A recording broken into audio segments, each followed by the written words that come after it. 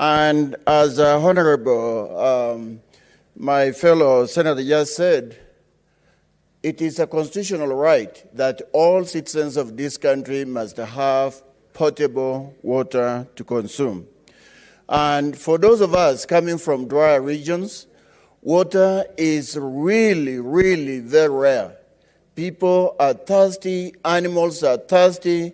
In today's news and last week's news, it's been mentioned that lots of our people, especially in Turkana, have left Kenya to go into Uganda, into Ethiopia in search of water and grass. That is because their own county is very dry, there are no rains, and people are in dire need of water. So I think the government should do something, especially in dry regions. I would say the same for the northeastern part of the country. The government should avail vehicles that can carry water to remote areas so that people can have water. And the government should also go out of its way to drill as many boreholes as possible so people have water. Otherwise, many people are living in dire need of water. And it's even worse in towns where people, where there are so many people, especially now in terms of these times when we have COVID. People need to wash their hands to be able to eat, and there's not enough water. So this idea of buying water, you know, when people used to speak that we'd be buying air, we'd be buying water, I used not to believe it. But in my lifetime, we've started buying water. So in many towns in Turkana, people buy water, and those who are poor cannot afford that water that is bought. So they are forced to go to the river and drink water that is not clean. And so that is what creates prevalence of diseases. So, Mr. Speaker, I think something must be done as a country to avail clean water for all of us because, after all, it's a constitutional right. So I support this particular petition and hope that it's going to produce some fruit. Thank you, Mr. Speaker. Finally, Senator Charargi.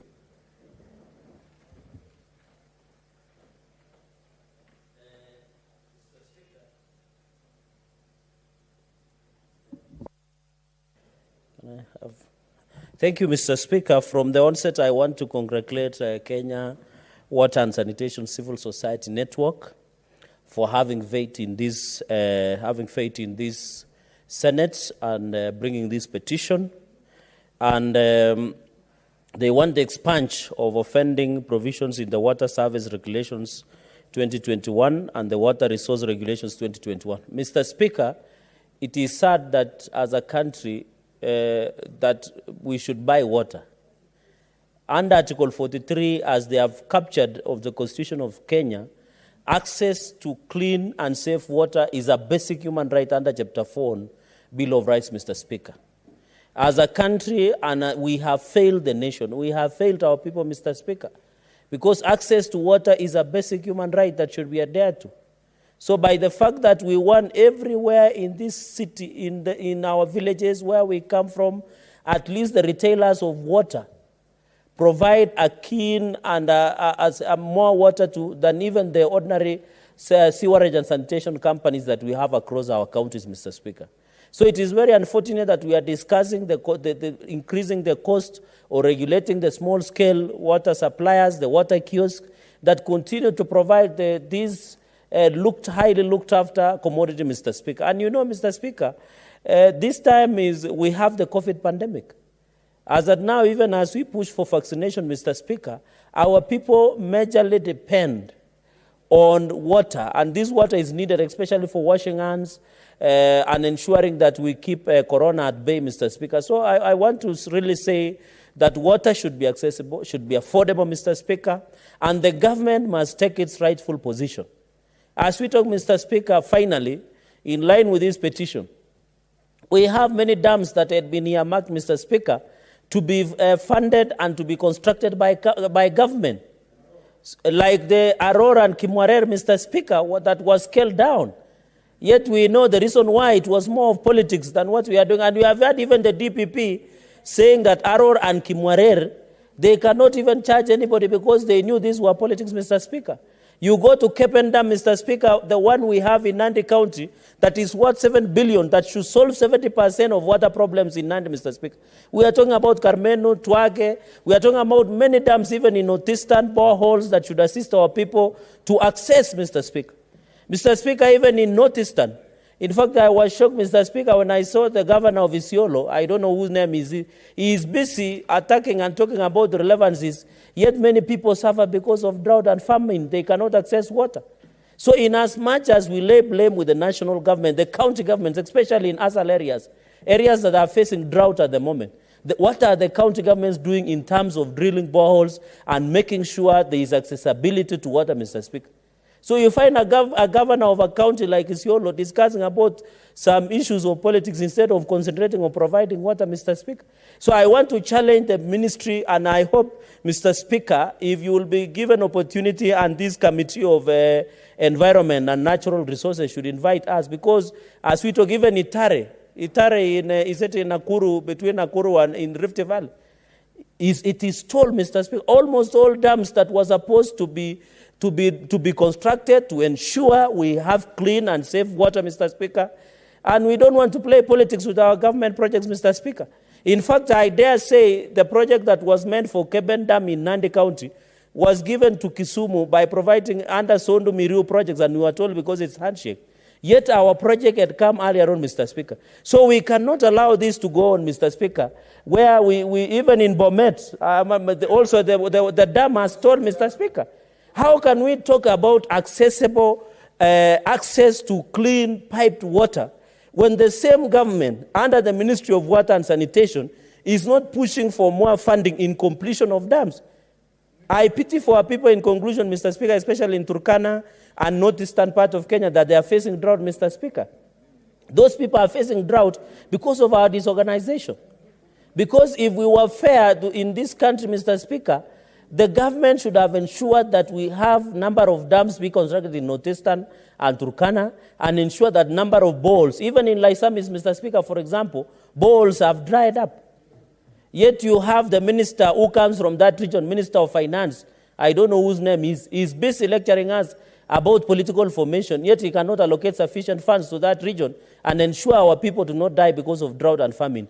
Mr. Speaker, I submit and I thank you and I support this petition, and I hope when the committee of this House will be listening to, we can be able, Mr. Speaker, to be part of it and have a conversation of looking to resolving these issues of inaccessibility to clean and safe water. I thank you, Mr. Speaker. I had said finally, but I can see I'm into Senator Mwenye Haji. Thank you, Honorable Speaker, for giving me this opportunity. Mr. Speaker, sir, these regulations have not been officially gazetted. What was gazetted was a proposed regulations. If you look at even the petitioner is saying that the petitioners are saying that the regulations are being proposed.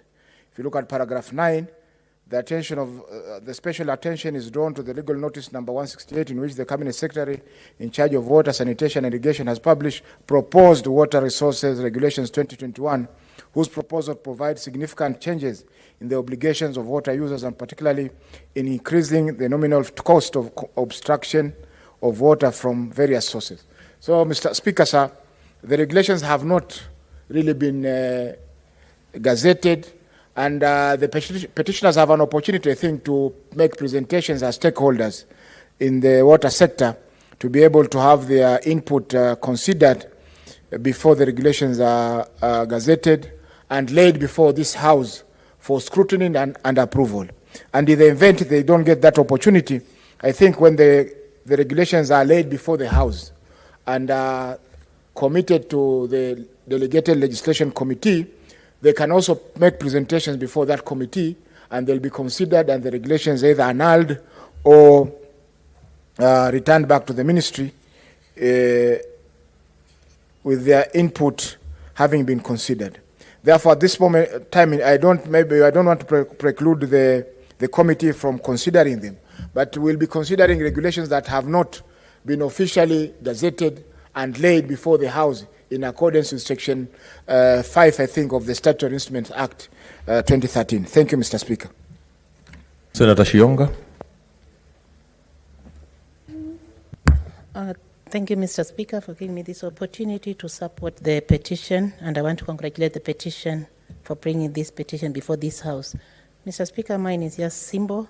It's that the petition is relevant and it's timely, because when you look at water, water is important and it's a basic need. And even here where we are seated in the Senate, we have water before us. That shows how important water is in our lives and in our daily need. Mr. Speaker, when the petitioner says that we are lacking, we lack access to water, it is very true. About 50 million people who are in Kenya right now, 17 million of them, between 17 to 19 people have no access to clean water, including people who live in the city of Nairobi. And many of these people are suffering because their daily needs touches on water.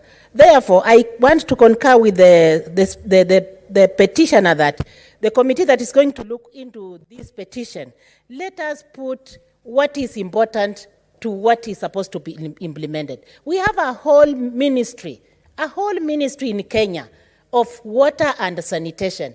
And if your ministry is of water and sanitation, and the public or the government of Kenya then lacks water, then what is the need of you being in that ministry? Then what I'm saying here is that let us represent people with the responsibility we have. Let us do the right thing to the Kenyans. Let us hold our mandate and our responsibility to the rights to give Kenyans the right and what they deserve. Mr. Speaker, right now, my colleagues have said about COVID-19. One of the regulation and guideline in COVID-19 or regarding COVID-19 is that we need to to wash our hands. If we do not have water, what do we wash our hands with? Then if we do not have water, how do we eat? How do we live? How do we then farm? And the Kenya government is mostly relies on agricultural food, and agriculture is all about water. So what I want to say is that I totally support the petitioner, and I say that, or I want to urge the members who are in that committee or whose this petition is going to be under their committee, is that please let us look for how we are going to implement this, how we're going to solve this. We call the necessary people, we solve this problem of water, and like how we are experiencing what we have with the issue of oil, where everyone, or the petroleum, where everyone is rioting, everyone is now yelling at one another. The government should contain what is theirs and what is basic. Basic is water, and we need water in Kenya. We have other areas in Kenya, or part of the Kenya that is semi-arid, but we have programs in Kenya that needs to run those areas, especially the semi-arid areas, with water or supply water in those areas. And those people who are responsible for water programs, let them make sure that available clean water is available to Kenyans, because that is their right. Thank you, Mr. Speaker, and I support the petition. Finally, Senator Mohamud Malim. Thank you, Mr. Speaker, for the opportunity. The petitioner's main concerns are to expunge offending provisions in the Water Service Regulation 2021 and the Water Regulations Regulation 2021, and also the other regulations 2021 and the Water Resource Regulation 2020. But the underlying argument, that they are bringing in is the access to water. Mr. Speaker, access to water is a right. Access to clean water is a right. And in fact, this country, as early as, sometimes back we were saying clean water for all by the year 2000. But even where we are today, less than 50% of Kenyans have access to clean and safe water. Mr. Speaker, the reason is, I think, we are not investing in water infrastructure. If you look at Nairobi, for example, like Nairobi's major investment has been, the last investment was in the Kenya Dam. That was in the 90s. If you look at Mombasa, I think after Mzima, which was many years back, and also we look at Sabaki, I think there's no major investment. And in fact, in most parts of the countries, the same actually applies. Mr. Speaker, sir, it's high time, first of all, the provision of water be given serious concern by this country. Water is also devolved But the Ministry of Water also retains a lot of resources at the headquarters. But I think the national government must take it upon itself to invest in major infrastructure water projects so that water is available. Non-availability of water is a big issue because that's why you see water shortages, interruption of water supplies. Unless you have the commodity in place, first of all, even the companies that are in place can do nothing. In fact, you cannot sell what is not there. So I think there is total, in terms of provision of water, in terms of major infrastructure project, the supplies, the bulk supplies are not available in the country. I think this investment must be done as a matter of priority, both at the national and county government. This must be prioritized. But the petitioners, I think, for the petition, while you are looking at this petition itself, I think the issue of water supply provisions in this country and water and sewerage services, it must be considered as a matter of high priority. I thank you, Mr. Speaker. The next petition is by Senator Musurve. Sorry, just before that, Honorable Senators, standing orders number 2321 requires a petition to be referred to the relevant standing committee. In this case, I therefore direct that the petition be committed to the Standing Committee on Land, Environment and Natural Resources. And in terms of standing order number 2322, the committee is required in not more than 60 calendar days from the time of reading the prayer to respond to the petitioner by way of a report addressed to the petitioner and laid on the table of the Senate. I thank you. Senator Musurve. Thank you, Honorable Speaker, for giving me this chance to bring this petition to the floor of this House. And the I all through connotes one Matendechere, Daniel Matendechere in the Republic of Kenya. Petition to the Senate concerning unfair dismissal and lack of compensation by Broadway's Bakery Limited. I, the undersigned Daniel Matendechere. There's a point of order. What's your point of order, Senator Langat? Okay, thank you, Mr. Speaker. I just wanted to get clarification from the Senator in expression of our petition. There are some words she has murmured that borders between Cherarake, something. So I would like to your chair that it be clarified so that we may get a gist of the meaning.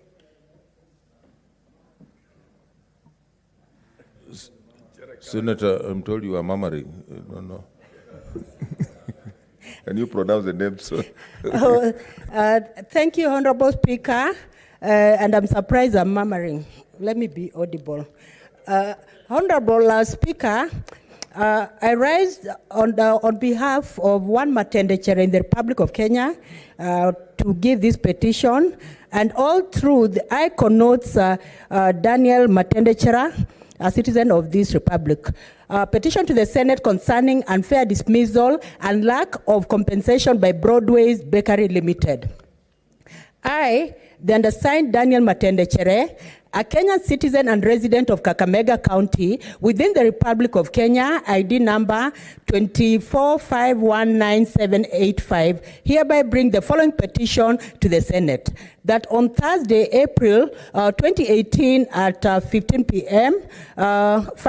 while on duty, I was legally riding as a passenger in the company motor vehicle registration number KCL 989S.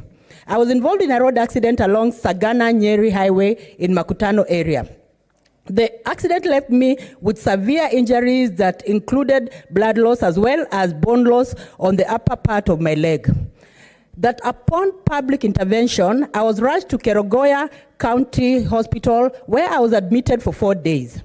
At this facility, I underwent a surgical toilet procedure of large wounds. I was then transferred to Thika Level 5 Hospital on 30th April 2018 for treatment where I was again admitted for 4 days.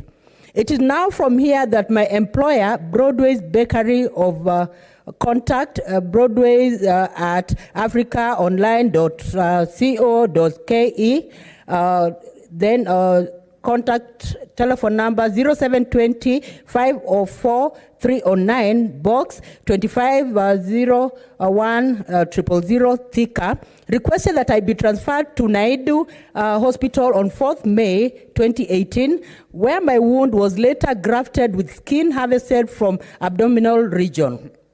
I was admitted in the said hospital for 3 months and later discharged on 14th August 2018, but I continued going for checkups for 3 weeks. That on December 29th, 2018, my health deteriorated and I went to Kijabe AIC Mission Hospital, where upon examination, the doctor recommended amputation of my leg below the knee. Thereafter, I went to for periodical checkups at the medical facility for 6 months. The accident left me with a physical disability that affected my mobility. This required that I use an artificial leg with the help of my family and friends. I was able to raise the funds, but my employer did not give any support. That on 1st October 2019, my employer, Broadway's company, re-employed me from transport section to wrapping section, which to me, with a freshly amputated and artificial leg, was meant to enhance an conducive environment for me to work, since the section involved a lot of standing that inflicted a lot of pain on me. The change of section was done in bad faith. While at the section, I was falsely accused of negligence of duty and served with a letter dated 5th October 2020 from Bimal Shah's company's director. That on 16th November 2020, I received a notice of termination, of which after 14 days I was sacked on 30th November 2020 without compensation. That upon my dismissal, I tirelessly made an effort to seek justice, but the management was not yielding towards the same. These efforts included: 1, after my termination from job, I engaged the National Council of Persons with Disability, of which they wrote to the company 2 letters with the following reference, demanding why they had terminated my service without compensation. On 11th December 2020, termination of employment for Daniel Matendechere Aura of NCPWD/P/527368. B, on 19th January 2021, reminder from National Council of Persons with Disabilities. The effort by the Disability Council to the company was futile and never gave fruits. Now jobless, I could no longer manage to afford lawyers, and therefore any attempt of this case in any court has never been mentioned or heard in any court in Kenya. C, my humble submission to my employer and even willing to work was a sign of my cooperation to the company management for them to consider my compensation. However, to my rude shock, the company director, Mr. Bimal Shah, dismissed my request with a ridicule, I quote, "Enda kule nje, niko na pesa, tutakutania huko." Enda kule nje, niko na pesa, tutakutania huko. What else could I do? A helpless poor Kenyan, now with permanent disability and without a job. That I have made the best effort to have this matter addressed by the relevant authority, of which all have proved unsuccessful. That none of this issue in this petition is pending in any court of law. Wherefore, your humble petitioner prays that the Senate, 1, by your able power and wisdom, to compel Broadway's bakery, my lifetime disability that I incurred while in line of duty, since I'm now incapacitated. Kindly allow me to restructure the sentence. The one that Broadway's Kenya compensates him for the disability and also for unlawful termination. Petition to the Senate by Daniel Matendechere concerning unfair dismissal and lack of compensation. Matendechere has signed. He signed on 8th September 2021, and they are also undersigned. That is Daniel Matendechere, of ID number is there. Harrison Musonye, ID number is there. Rev Kitazi Eric, the ID number is there. And Rev John Lugongo, ID number is there. And I have countersigned as a senator representing persons with disability in this republic, Honorable Speaker. Honorable Speaker, I don't know if, with your permission, you'll allow me to comment. No. Or what I think you are. You cannot discuss the petition. You've just done your bit. Please take your seat. Okay, honorable senators, pursuant to Standing Order number 231, I shall now allow comments, observations, or clarifications in relation to the petition for not more than 30 minutes. I saw Senator Emana Malaki. Thank you, Mr. Speaker, for allowing me to have time to comment on this particular petition. Mr. Speaker, we need to appreciate our disabled. A human being is not the body. A human being is the brain. If somebody is disabled, it means they cannot use certain functions of their bodies. But if their brain is okay, those people are functional. They can do a lot of things. They can go to school, they can learn, they can work. So when somebody gets disabled, especially now on an accident, none of us ever asks to get disabled. If you get disabled on an accident or you are born that way, you did not choose that condition. In a civilized society, it is imperative that all of us should make it possible for the disabled to live their lives comfortably. So it's very, very annoying to see that somebody was pushed out of work because they got disabled. They got an accident and they got disabled. What I would have expected the manager or whoever is managing this bakery to do is to make provision for this person to be able to work for as long as their brain was functioning. It would have been made possible that they would have been put in a section or in a department where they could be able to function, would be able to work without being pushed out. When you're disabled, how in the world are you supposed to manage your life? You're supposed to be supported by your community, by your society. So, but when you're pushed out, what they're saying is you go out there and die, go and starve to death. That is very inhuman. That is not something that we expect from citizens of this country. This country should be a lot more civilized, such that people living with disabilities should be accorded the respect they deserve as human beings, and places should be prepared for them to live and be fed, even by the government, because they are our citizens. It is just that they are not able to fend for themselves. But for those who have functioned before, and they got disabled by something like an accident, surely the institution employing them should make it possible for them to function, should make it possible for them to continue working there and be able to take care of their families. So, Mr. Speaker, I support this petition, and something should be done on a larger scale because disabled people are all over the country. Something should be done on a larger scale to accommodate our citizens who are disabled. Thank you, Mr. Speaker. Honorable Senators, pursuant to Standing Orders number 2321, the petition is committed to the Standing Committee on Labor and Social Welfare, which is the relevant Standing Committee for its consideration. In terms of Standing Orders 232, the committee is required in not more than 60 calendar days from the time of reading the prayer to respond to the petitioners by way of a report addressed to the petitioner and laid on the table of the Senate. In considering these issues raised in the petition, the committee may undertake a comprehensive review of the laws pertaining to the protection of workers in the private sector and propose suitable legislative proposals for consideration by the Senate. I thank you. Next order.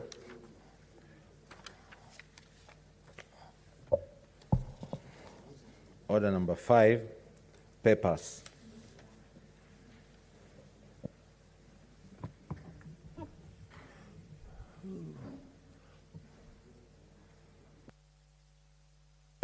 Senator Sionga, you are laying papers, okay.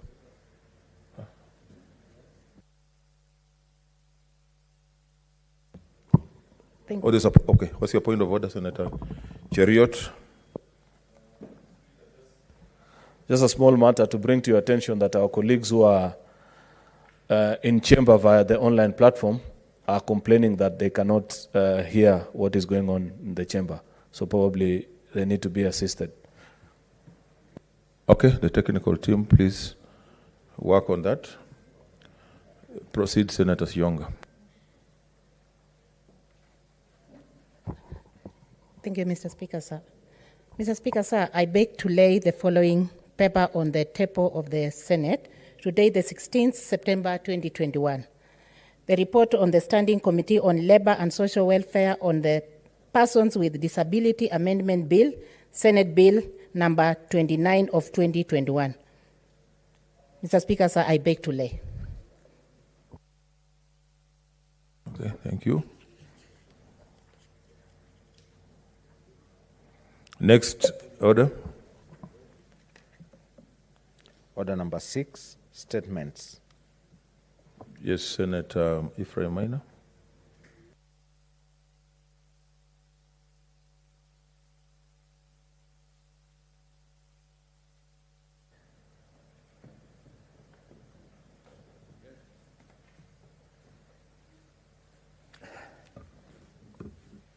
Thank you, Mr. Speaker. I'd like to make a statement regarding the matter that appeared yesterday in this House on the fuel crisis that we are facing in this country as the chairman of the Energy Committee. Mr. Speaker, I'm making this statement on the substantial increase of fuel by the Energy and the Petroleum Authority recently. Mr. Speaker, it's worth noting that the Cabinet Secretary in the Ministry made the Petroleum Levy Order 2020, which was published in the Kenya Gazette on 10th July 2020, and came into effect in the same month, July 2020. Mr. Speaker, the order sets out levies to be paid with respect to various petroleum fuels consumed in Kenya. These levies are required, Mr. Speaker, to be paid into a fund created under the Act and are to be used for the purpose set out in the Act, and in addition, to serve as a stabilizing mechanism of local pump prices where the prices rise owing to various conditions. And Mr. Speaker, this was after a lot of deliberations we had held with the ministry regarding the issue of rising fuel price.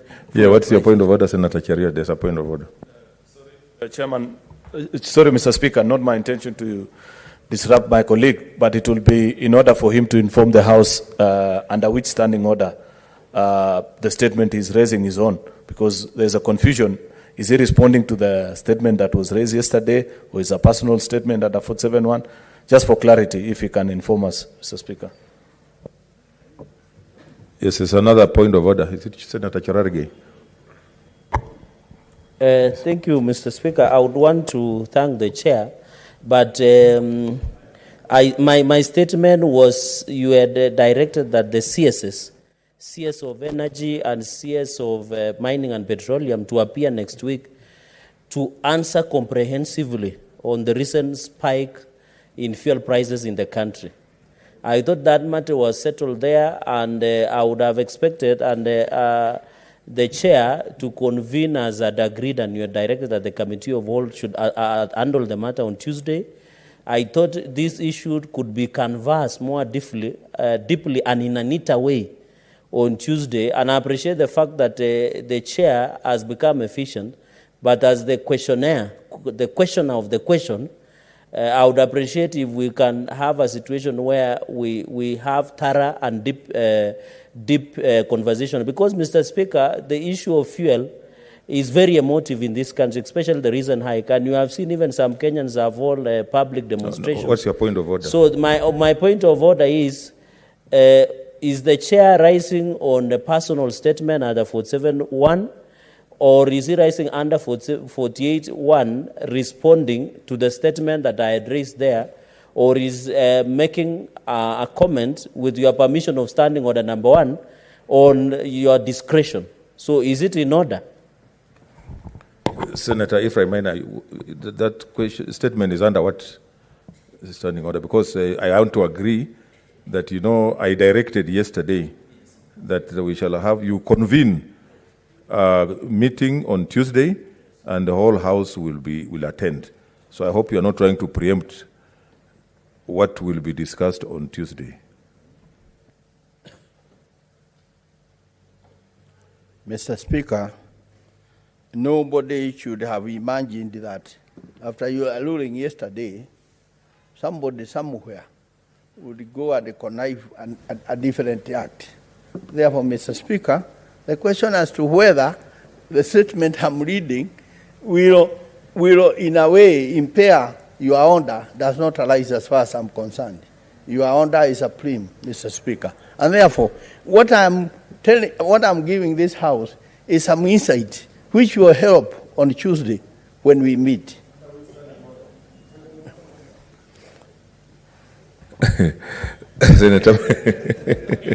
Senator Maina, I think there's no such procedure. There's no such procedure. I think what you do, what to guide you. Mr. Speaker, I'm starting under order number 1, where order, Senator. Where, Mr. Speaker, you gave where, Mr. Speaker, you gave your own discretion that I can make some good comments and give some information to this House, which will help them to be better prepared for Tuesday. That's what I'm doing. Okay. Is the Speaker to give you the discretion?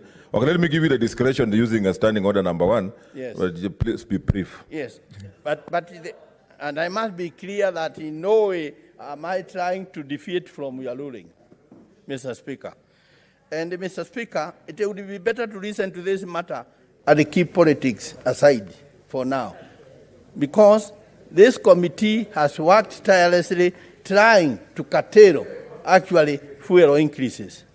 And Mr. Speaker, from March to today, there was no fuel increase because this committee kept persistently telling the minister that Kenyans cannot afford any increase in fuel prices. Mr. Speaker, I must also table right now what is the actually Price Control Act, which was actually signed by Mr. Kibaki in his regime.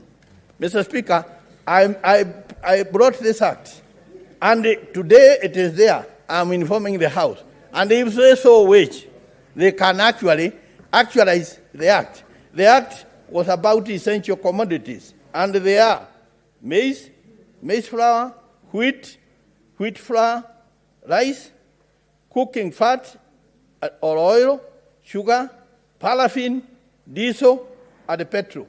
Therefore, Mr. Speaker, in the year 2010, when I was in Parliament, I brought a personal act, and it is existing. Therefore, if this government so wished, it could actually invoke this act, which was signed by Mr. Kibaki. But it is lying somewhere. Therefore, the issue of these fuel prices has nothing to do either with my committee. We have gone host trying to tell them that Kenyans cannot afford any fuel price. And not just fuel prices, Mr. Speaker. Let me say this. When you continue actually taxing a country, Mr. Speaker. What's your point of order, Senator Chirorga? Mr. Speaker, have you heard my good friend Senator Ephraim Maina saying, and it should be expanded on the answer, saying, it does not concern my committee. Yet yesterday you ordered that it is his committee who should handle this matter. So who should handle? I think it should be expanded in the record so that you don't mislead the public, because Kenyans are watching. Kenyans will be worried when a committee chair of energy, which is supposed to assist us by following up these issues of fuel prices hiking in the country, is telling the country that I am not, it is not the concern of my committee. So I really request my chairman, Senator Ephraim Maina, to clarify, because it is the work of his committee.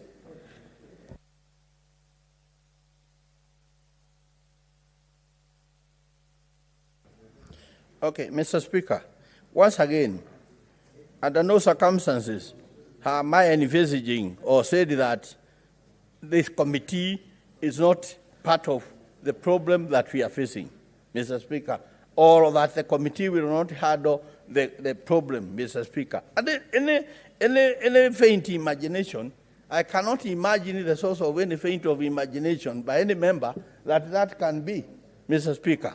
Anyway, Mr. Speaker, I was saying we have an act, and I would like to beseech this House to put pressure that this act is actually effected to save Kenyans from these high prices. The act is there.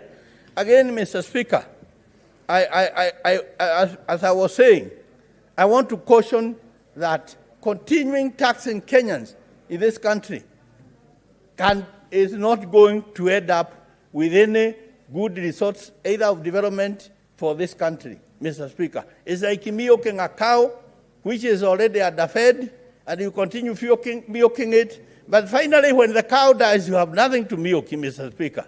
That is the situation Kenyans are facing. But, Mr. Speaker, we will adjudicate on the issue of fuel prices on Tuesday. I urge members to come with an open mind. Let us all join hands and see what we can do. But to the end of it, you must remember this House has no authority, has no powers to actually deal with taxation in this country. It lies with Parliament, Mr. Speaker. Therefore, as much as we will try... Do you mean National Assembly, or it should be National Assembly, not Parliament? Oh, yeah, I mean National Assembly. Mr. Okay. Speaker, you are always ahead. What's your point of order, Senator Leda? Mr. Speaker, thank you. I don't intend to disrupt my chairman, but the chairperson has brought a very interesting perspective in terms of the Price Control Act. Yet, we know very well that the problem is with the taxation, because the fuel landing here lands at 60 shillings. Hypothetically, even if the fuel price was to land here at 0 shillings, people will still be paying 70 shillings or 75 shillings, which about 80% of that is taxes, 12 shillings is the margin for the oil marketers, and then 3.5 shillings is the cost of transporting that fuel through the pipe. So my concern is this, and maybe with your guidance, Mr. Speaker, you can be able to direct this House, because the Honorable Distinguished Senator from Meru, Nyeri, not, has really brought a very interesting perspective. Because if that act exists, a price control act, and I've listened to him list down the commodities, essential commodities, petrol and diesel is among the essential commodities. How do we deal with that issue? Do we say we pass certain legislation and we put them in the shelves, or do we implement them? What do we do? There's also the argument, Mr. Speaker, of the Petroleum Levy Fund, which is an issue that we don't have regulations. Yes, what the chairperson was saying is true, because I'm a member of that committee.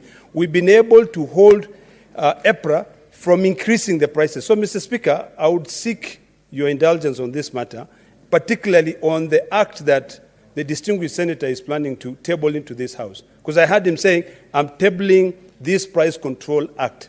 How will that fit in? Because this is a House of record. We need to understand there are taxes, which amount to around 58 shillings. Do we then say we are waiving all the taxes so that we can comply and make it easy for Kenyans? Do we have that power to do that? So, Mr. Speaker, if you could direct us on that, it would really help us. Sorry, I think I wanted us to wind up. You know, we have a whole session on Tuesday. So I wanted to ask Senator Ephraim just to wind up. So to a lot of, let's not hold brief for the ministry. They will come, and whoever other stakeholders, they will come to defend themselves. Yeah. Let's not preempt. So Senator Maina, just wind up so that we make progress.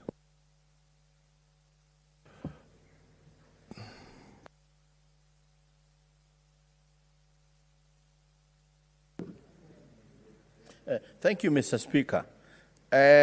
We are winding up, but I hope this House is now well informed. It has at least known there is that act, which if we should look into it, Bwana Olengo, and see how we can help Kenyans, invoking this act, which was signed, as I'm repeating again, by Mr. Kibaki.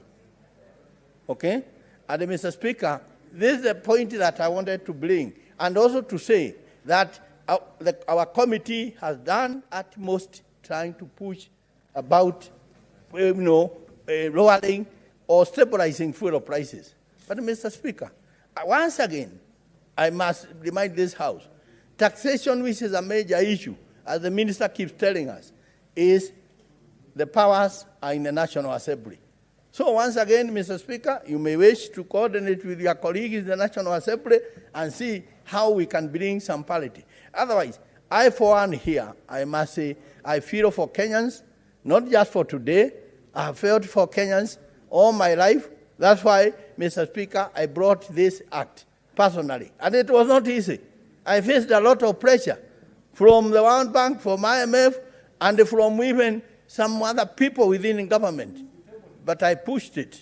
I'm tabling the act here. Therefore, Mr. Speaker, I wish to add there, and let anybody, let me beseech the members to actually come up with their wisdom on Tuesday, not just with their rhetoric. Okay. The next statement is from Senator Bomet, Christopher Lagat.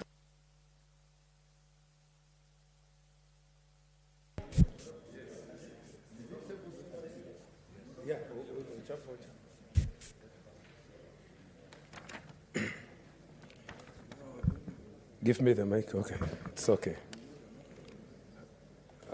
Mr. Speaker, sir, I rise pursuant to the Standing Order 48-1 to seek a statement from the Standing Committee on Health regarding the crisis caused by the decision by the National Hospital Insurance Fund, NHIF, to deny cover to COVID-19 patients admitted in non-Ministry of Health designated private hospitals in the country. In the statement, the committee should explain the reasons for NHIF refusal to cover patients admitted to private hospitals with COVID-19, and yet the fund continues to receive monthly contribution from such patients. Number two, state the recourse available for the members and their beneficiaries in the event of death, given that private hospitals usually refuse to release bodies of the deceased patients for non-payment of enormous bills, leading to untold psychological, economic, and social suffering. Number three, Mr. Speaker, they should outline the measures the Ministry of Health has put in place, if any, to increase the capacity of public health facilities to cope with the ever-increasing number of COVID-19 patients. Thank you, Mr. Speaker. Senator Malaki. Thank you, Mr. Speaker, for giving me the chance to comment on this one. Mr. Speaker, this one is just like the one we heard about somebody that was disabled and pushed out of his work. When somebody gets COVID, that is like a death sentence. And if NHIF cannot pay, and especially if those people are contributing to NHIF, surely what are you telling those people? You're telling those people to accept that that particular person dies because there's no money? Mr. Speaker, again, in a civilized country like Kenya, there should be a situation that people can be given immediate medication and asked to pay later. Because COVID-19 is a death sentence. It's something that will kill that somebody if they were not medicated. So feel so bad to hear this, that people were pushed out of hospital because they cannot pay. Mr. Speaker, the parents or the relatives of that particular person would totally be in shock, especially since many of our people are poor. And when they go to the hospital, they expect that NHIF is going to help them, only to be told you have to produce the money. Surely, where would people get such a money? And also, Mr. Speaker, that provision or whatever it is in the hospitals that says that when somebody dies, they cannot be released for burial unless the relatives pay money to get them out. Surely, how do you hold a dead person, especially that the one that died of COVID-19, just because people cannot pay? Isn't there a way that people could be held responsible and given the body of their dead person to go and bury? It's so inhuman that somebody is dead and then the body is held because you cannot pay, surely. What kind of humanity is that? Thank you, Mr. Speaker. Next statement by Senator Millicent Omanga. I don't see her deferred. Senator Lelegwe.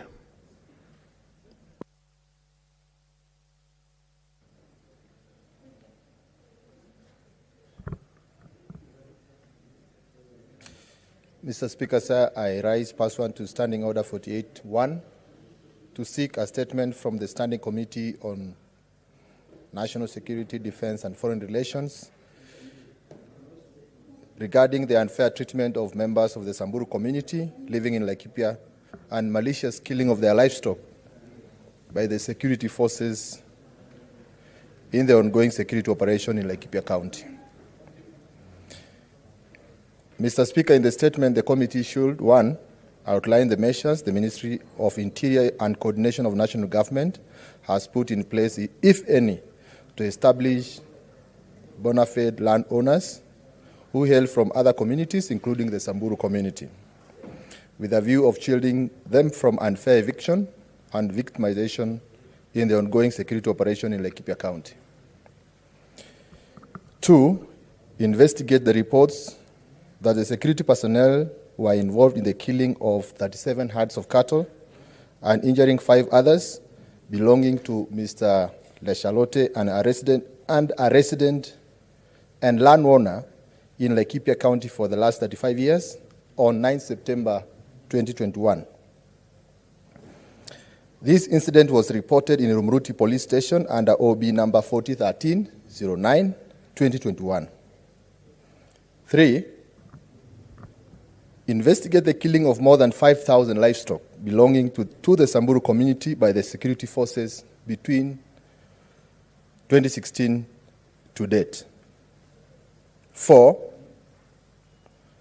state the measures the military has put in place to compensate Mr. Leshalote and all other victims whose livestock have been killed by the security agencies in the pretext of evicting illegal herders in Laikipia County. 5, state the measures put in place to compel the Ministry of Interior and Coordination of National Government and the Inspector General of Police to stop the killing of livestock in Laikipia County. And 6, explain the measures put in place by the government in providing water, pasture, and allocating alternative grazing land for the pastoralists who have been affected by the current drought situation in Laikipia, including being allowed to graze at ADC Mutara Ranch, Laikipia County. Thank you, Mr. Speaker. Senator Olekina.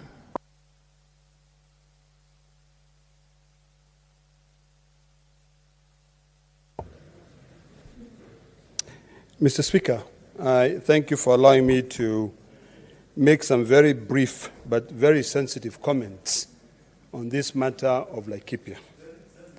Yes, Mr. Speaker, we know what is happening on the ground currently. There's a lot of conflict. But ever since I was growing up, there were very serious conflict in that area, and the government has never won when it uses a gun to be able to try and bring sanity on the ground. Historically, there is the story of Sukuta Valley, where until today, the government has never won that conflict. Mr. Speaker, about a month ago, I brought in a statement to the same Security Committee on the issue of Laikipia. Today, my colleague, Senator Lelekwe from Samburu, whose people are being affected, has brought a similar statement. Last year, Mr. Speaker, I brought a statement specifically relating to the issues of cows being killed. This House, Mr. Speaker, has got to take a very serious approach to dealing with the issue of conflict in Laikipia. I was saddened last week, Mr. Speaker, when I had a few members of parliament going out there calling for the arrest of Senator Olekina because he said what is happening in Laikipia is evil. Mr. Speaker, unless this government is willing to sit down with the people of Laikipia, and the people of Laikipia are not only the Maasais. They are Maasais, they are Samburus, they are Kikuyus, they are Kisis, they are Kalenjins and Pokots, and literally 44 ethnic groups that live in Kenya, including the white settlers. The action of the current government, Mr. Speaker, and particularly the Ministry of Interior, makes those settlers look more like philanthropists. Because when they came, if you go back into the history of Laikipia, Mr. Speaker, back in 1904, when our people were moved to the reserve in the southern part, the few people who remained on the borderline, the one we call Laikipia, some of them, including even the family of the former speaker, Kaparo, ended up living in the area. Some decided to become part of the settlers. Mr. Speaker, last week I was really in pain when I heard the former speaker talking about people should not be discussing what is happening in Laikipia when our own families are there. When I was a boy, I used to live in Rumuruti, Mr. Speaker. We have families in Laikipia. But when a few of us, and I'm not saying all of us are saints, because some of us decide to grab so much land. You know, some people there, including the former speaker Kaparo, own over 100,000 acres of land. So that person will not feel the pain of a poor person who has got their cows and all they want is pasture. The Pokot, when they come there, the only thing they know is to get their cows to feed. Grass. What we are doing in this country, Mr. Speaker, in relation to pastoralists, is something which is evil. And I think it's about time that we should start seeing the problem that our people are facing, and we do it diligently and maturely to resolve their problems. If we continue being afraid of what the British will say, or what the colonial masters who were there before and who grabbed all the land will say, our people will continue suffering. We're in this house, and this is the house that I call the House of Union, to be able to unite the entire country.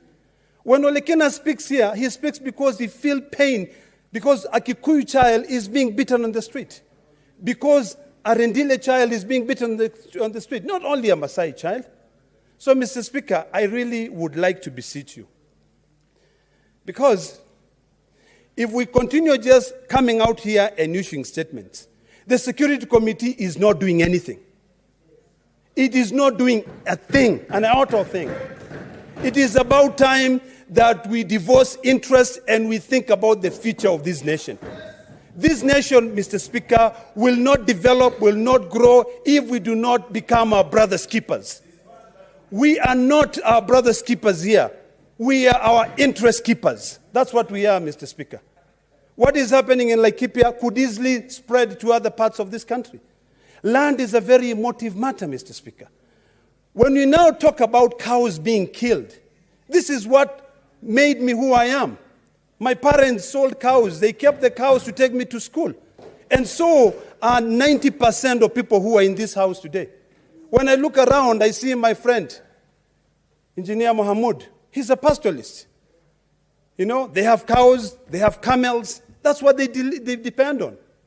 But if we are now guided by interest and we forget the real interest of our people, if everything becomes about money, becomes about interest, then there's no point of us being here and lying to Kenyans that we are here to represent their interest. Mr. Speaker, I hope that this time, with this statement that has been raised by my colleague, Senator Lelekwe, action can be taken by this House. Kenyans have come to believe the Senate as a house of reason. The Senate as a house that saved this country. Last year, Our marks were all the way up there because we were able to divide resources evenly among this country. But now, when we have a crisis that deals with humanity, the life of those people, they don't have land to grow. How do you feel, Mr. Speaker, when your neighbor has got 300,000 acres of land and you have nothing? I mean, it is ridiculous. You know, we need to start thinking like that farmer who has got the best seed and wants to keep that, wants to share that seed with the neighbors, when the neighbor does not have a good seed, because if that neighbor does not get that good seed, because of pollination, even his own seed or his own crop, which is number one, will rot. This time around, what is happening in this country must come to an end. The time that the good Lord has given us to be in this world, we must be here and we must be counted the people, the house that came in and solved the problem in Laikipia. Those who remained in the border, Mr. Speaker, and those who encroach in that area should be given their title deeds. If only the cookie Gulmans or the rich or the royal families in the UK are the ones who are given land. And when it comes to an issue of land in Laikipia, when anyone talks about land in Laikipia, they become a target. What does that make this country? It makes this country more colonial than, it makes the government more colonial than the former colonial masters who maintain all that land. So, Mr. Speaker, when you submit this statement to the Security Committee, just like the way we cried about the issue of fuel prices in this country, let us not make this matter a matter of just a Security Committee. For once, let us make it a full House committee, so that when we leave here, the people who elect us here and expect us to represent them can see that we are doing something. I support the statement fully, and Mr. Speaker, I hope that this time, this Senate will be able to bring the change. Senator Cheriot.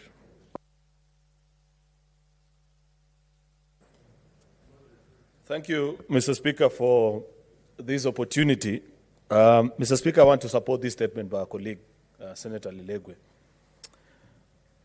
Mr. Speaker, there comes a time when as a House and as a legislature, we must divorce ourselves from all interest, all politics, all affiliations that we may have, and just do the right thing. This is one such instance, Mr. Speaker, where as a House we are being invited to solve a crisis that has persisted for so many years. Yet, by God's design, this matter has come before this House this afternoon. When I saw the pictures of what our colleague is referring to, innocent cattle that has been burnt beyond recognition, some have been shot, what does that make me feel as a leader?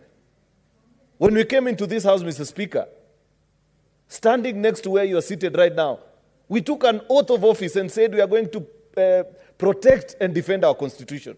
In our Constitution, under the Bill of Rights, under even national values in Chapter 10 of our Constitution, Mr. Speaker, the rule of law is properly defined and what we are supposed to do in such instances. I'm afraid, Mr. Speaker, that it has reached a point in this country where there are certain people, certain cabinet ministers, the IG of police, so long as they are known to be pursuing certain partisan political interests, then they are considered to be above the law, that they can never be questioned by anyone. And that is the unfortunate tragedy that I want to call upon this House to rise above those petty partisan politics, if not for anything, for the interest of the rule of law in this country. Mr. Speaker, we are shuttling down a very dangerous trajectory, because you may sit here and think that if people can just randomly shoot cattle, that they cannot shoot you. I want to tell this House, Mr. Speaker, that to these people, some of us do not have even any value. Forget about those cows. They look at you and they can easily kill you.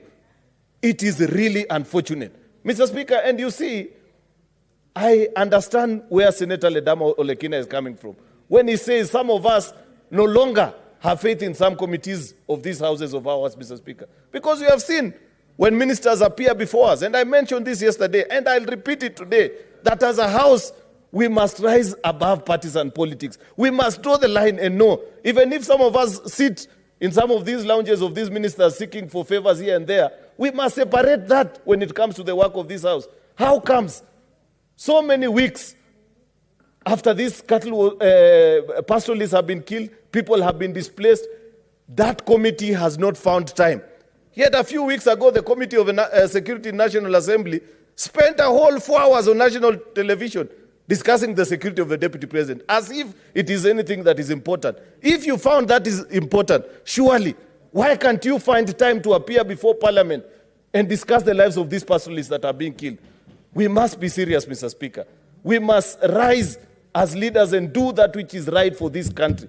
I want the IG to sit before this house and I ask him, what is his understanding of Article 245? Because what we have, I'm sorry to say this, and we approved him, Mr. Mutembei is behaving like a puppet on a string. All he does is just to follow around the Cabinet Secretary for Interior. In fact, when he appeared before Parliament, he was not even the one answering questions. If that committee of the National Assembly had intelligent people, the one question that we should have asked is that constitutionally, Article 205, read it. The IG is supposed to exercise independent command over the police. The only relation they have with the Cabinet Secretary for Interior is for him to write to him. And that instruction must be in writing and only on matters of policy. It cannot be about directing how he does his job. Therefore, we need to be told who gave this command. For one, people to ban cattle, people to kill these animals, people to kill other human beings. Then, you know, Senator Moses Wetangula, if he was here, would have told you that a few weeks ago, I think it was early this week, when they wanted to go there, you know, these excesses of the executive have gotten into these people's heads. They no longer have even regard for Parliament. They said that, you know, this is an operation zone, that even Parliament can come. Have you ever heard something like that? I'm sure even Senator Orengo, who has been in this house longer than all of us, in his entire life in Parliament, has never had anything of the sort. That the executive, that the police can tell Parliament not to feature in any particular place. Even in war, there are rules of war, Mr. Speaker. These are not the kind of hearings that I even want to be done here. We should all of us troop to Laikipia and have a sitting there so that those people can speak and share their challenges with us. In any case, this good salary that you are paid, these nice suits that you are wearing are paid for by taxpayers, those people of Laikipia. So what is so difficult in us going to that particular part of the country and listening to their problems, Mr. Speaker? I want to plead with you, Mr. Speaker, that at least grant us an opportunity. Because just saying casually, this matter is referred to the Committee of Security, you know, we all of us know what will happen. We have seen those things, they have appeared before us, and that matter is quickly swept under the carpet. In any case, you remember, and this is the danger of going to bed with the executive. When Cabinet Secretary for Interior appeared before National Assembly Committee, at the same time, it was being reported that a member of this House, Mr. Speaker, was collecting signatures to invite him. He said, security has nothing to do with the Senate. Those are idlers. He said it on record. Go to the Hansard of the National Assembly, say they have no business with this House. Because they know in any case when they appear before us, you know, we are struggling for photo opportunities with them. Can we be serious as a House, Mr. Speaker? I want to plead for the life of us, for the time that is left, the 10 months, that let us do justice and be the House that for once and for all resolves this issue of Laikipia so that we will be remembered as an institution that until... I don't mind to be informed by Senator Linturi, Mr. Speaker. Okay. Senator, he has said he doesn't want you to inform him. No, I said I don't mind. Oh, you don't mind? Oh, okay, okay. Mr. Speaker, I have listened to my good brother Arun Cheruiyot. I can feel him, can see his bonded demeanor. Very passionate about the issues in Laikipia and anybody else that has spoken here.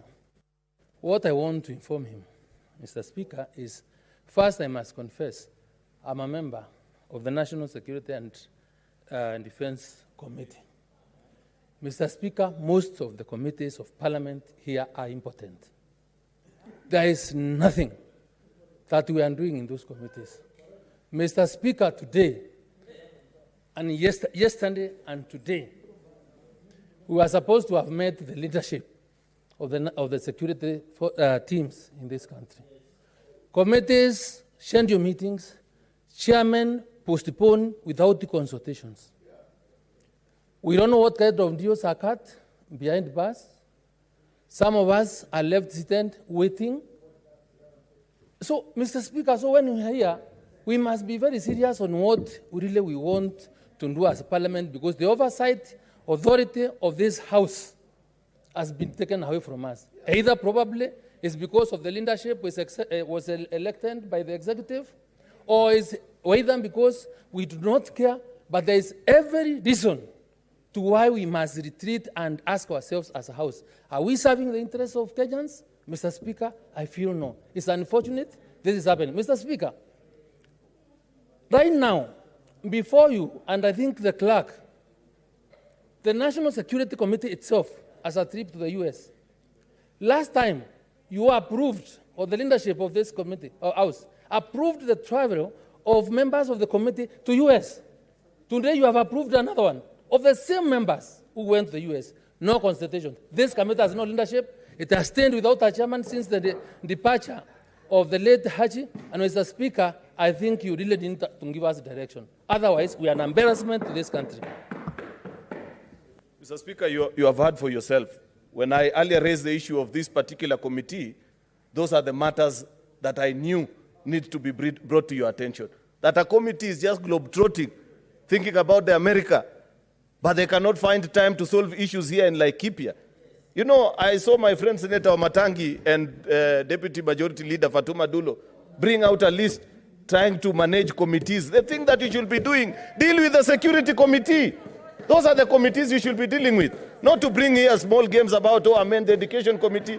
That committee has stayed without a leader since the departure of our colleague. That is a member of a committee who has spoken about it. Mr. Speaker, first of all, as a measure of concern, you should cancel that trip that they want to go to the US. Tell them to go to Laikipia instead. In any case, Texas looks like Laikipia. If there's anything, they want to go and land there. So that people can learn their lesson, Mr. Speaker. Order. Order, Senator Cheriot. Why is the Deputy Majority Leader interrupting me, Mr. Speaker? There's a point of order. Yes, there is a point of order. Okay, there's a point of order. She wants to say she's not in charge, but we left her in charge. No. Don't Who speak did you for her. surrender the Don't leadership speak for her. Senator Dulo.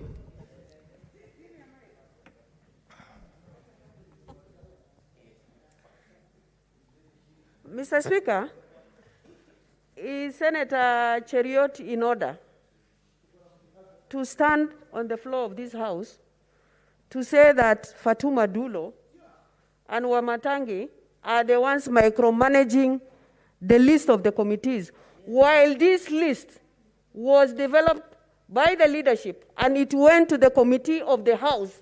They approved it and it was tabled before this House. Why is he calling names here? Thank you. You see, Mr. Speaker, what I said is that it is Senator Fatuma Dulo who brought a list here yesterday trying to amend the membership of committees. I don't think that she can deny. Therefore, I've told her, don't waste your energy managing committees that are otherwise working. If there is a committee that needs to be disbanded and sent home, it is a committee on security. That's the only point I was saying. In fact, Mr. Speaker, I want to move that before members finish discussing this statement, I think I can read the mood of the House. I can quickly bring up a motion that we disband that committee, because it is clear no member in this House has faith in that particular committee. And I will even add a second part to the motion that stop them from globetrotting to the United States before they give attention to Laikipia. Okay, Mr. Speaker. Okay, order, senators. Let me make this clear. Order, senators. Senator Cheriot, take your seat. No.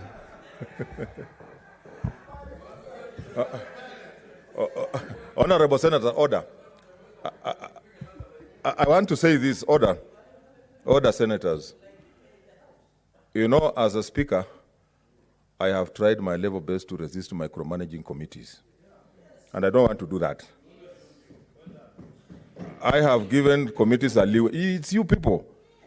So when you bring names for approval for any trip, my assumption is it has been done by very reasonable people, distinguished senators. And if they are not, that's not my problem. But I believe that when they come to me, you have consulted, And therefore, I don't want to remove or add or micromanage committees. I just want to appeal to you that anything that comes before the Speaker, my assumption it has been thoroughly thought about, and they are going to do business on behalf of the Senate. So don't drag me into committees and saying I should cancel whatever. I think I don't want to go that direction. Senator Kimani Wamatangi, what's your point of order? There is a point of order.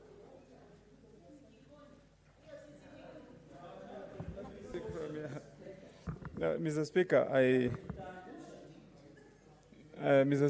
I appreciate the discussion that's going on. And first to acknowledge, Mr. Speaker, that the matter that has been brought here by Senator Lelegwe, Senator representing the people of Samburu, is a very, very important statement, Mr. Speaker. And the matter he raises is a matter of national importance. And I agree entirely that there is no life or livelihood of any Kenyan that should be taken for granted. Those are pertinent issues, Mr. Speaker.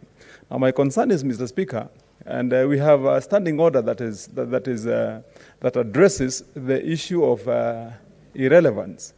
And, Mr. Speaker, unless Mr. Speaker, with your indulgence, you guide the House such that we do not introduce matters outside what is contained in the debate, Mr. Speaker, whether it is by a petition or a statement, Mr. Speaker. And I would want to request you, Mr. Speaker, so that we do not diverge, because most of us are resisting just to come here and start saying things, because we want to make sure that finally what Senator Lelegwe seeks to achieve by seeking that statement is achieved.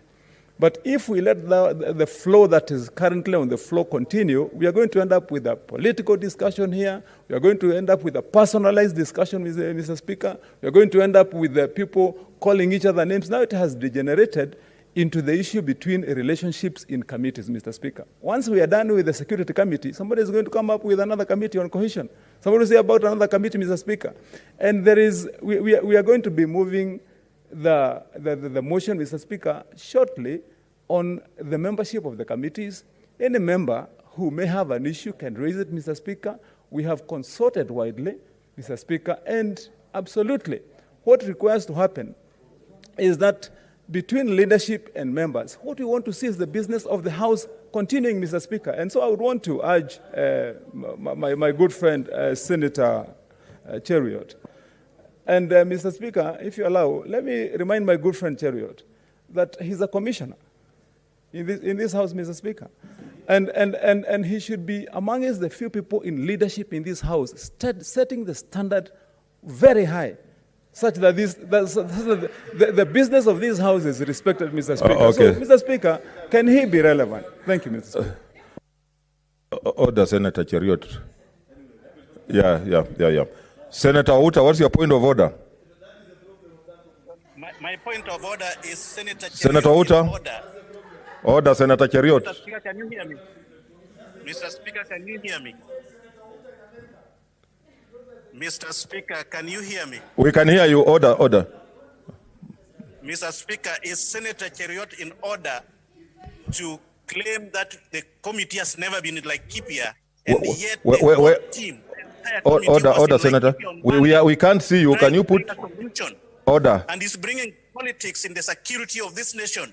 He should be able to talk about something else, not talking about the committee. Order. Senator Outa, put on your video. And he should not bring the politics in the House.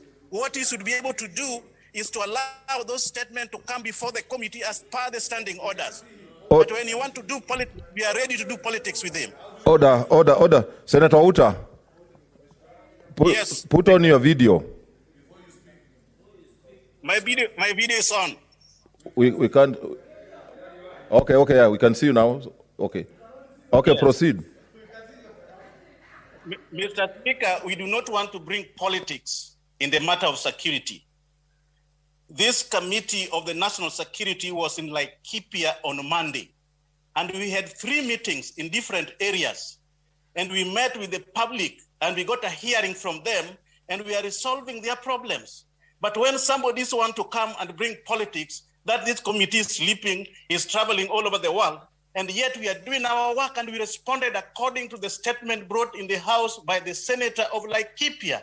What is he telling Kenyans about other committees? He's also in another committee, but when you want to point hands on how we deal with our committee, then we will also be going to be ready to point hands in their committees. He cannot go that direction. We need to be sober and allow the security team to do their job. What we have gathered is enough, and he should be able to wait the report from this committee in due time, but not to bring politics in the matter of security. Okay. Order, senators. Order. I am aware that the committee went to, what's the information, Senator Lelegwe? Okay then. Thank you, Honorable Speaker.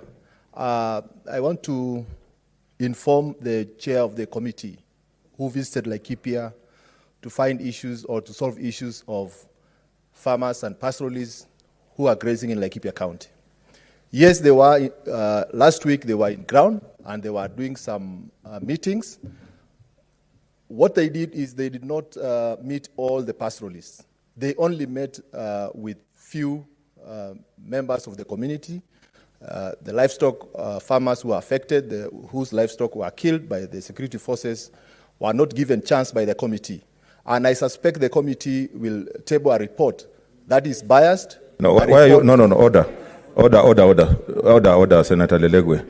Don't anticipate a report. First of all, you said they didn't go there. Now it's turning out they went there. Distinguished senators, let us be honorable. Let us respect our own committees. Because the moment you start casting aspersion in any committee, this is going to spread to other committees and it's going to be very impossible for the committees to operate. Senator Mahmoud. I'm a member of the Committee of National Security. It will be unfair if I don't say something here. In fact, on the prompting by Senator of Laikipia last week, a question was brought here, and based on what he brought before us, before the Senate, you referred the matter to us. On Monday, we went there to deal with the matter he raised. We went to the areas that he mentioned in his question. Now, this is another matter which our colleague is raising. We'll deal with this again because, you know, we went there specifically on the matters raised by Senator Kenywa. And we went, in fact, we really found out a lot of things happening in that place. But now, for me now, when I'm seeing this one, it's a very serious matter also. So it's the other side of it, because it was the farmers that side, is now the pastoral this side. So let's be objective. Let's not be able to even condemn the committee, because much as maybe committees in this house are not working as people are saying, but for this particular matter, we were there and we did a good job. A report is coming. In fact, we went out, we did a good job. But now I'm seeing the committee is being disbanded anyway by the chair. I'm being removed myself. But we'll come to that later. But I think we did a good job, Mr. Speaker. This matter should not actually, whatever we did should not be actually contradict what we are doing now. Because but when I saw this, I saw the other side of it. A side where pastoralists from Baringo are being accused of stealing animals and killing farmers. The other side now where the farmers are being fought and hit by, pastoralists are being fought by farmers, being evicted from their land. This is what I'm seeing here. So I think we have to balance as a house. Let's not take sides. I think it's not an issue of one community against the other. So I think the committee should not be unduly also condemned. It will be unfair if I sit here and watch, because my good friend Watangula is not there, Uta is not there. So I think I've been in many committees myself, in particular when I'm there. But I think the proposal we are trying to make the changes will make it worse anyway. But for now, I think we are okay. Senator Shionga, what did you have? Speaker, thank you. Speaker, I just wanted to echo the same sentiment Senator Mohammed has just said. This is a different issue or a different statement from the statement that Senator Laikipia brought. They are handling these issues as they come. And if they have already handled the issue in Laikipia, and your statement has been tabled today, you have brought the statement today, let them also arrange and deal with it accordingly. And let us not point hands, let us not dismantle one another, let us not wash dirty linen in the public. People are listening to us, and we know how, with the standing orders, how we handle our issues. I know we are politicians, I know we are people who can talk for our people, but again, if we can only tempt ourselves to the point whereby we can handle our issues in a more respectful way, it will help us solve the issues in the committees. Senator James Orengo.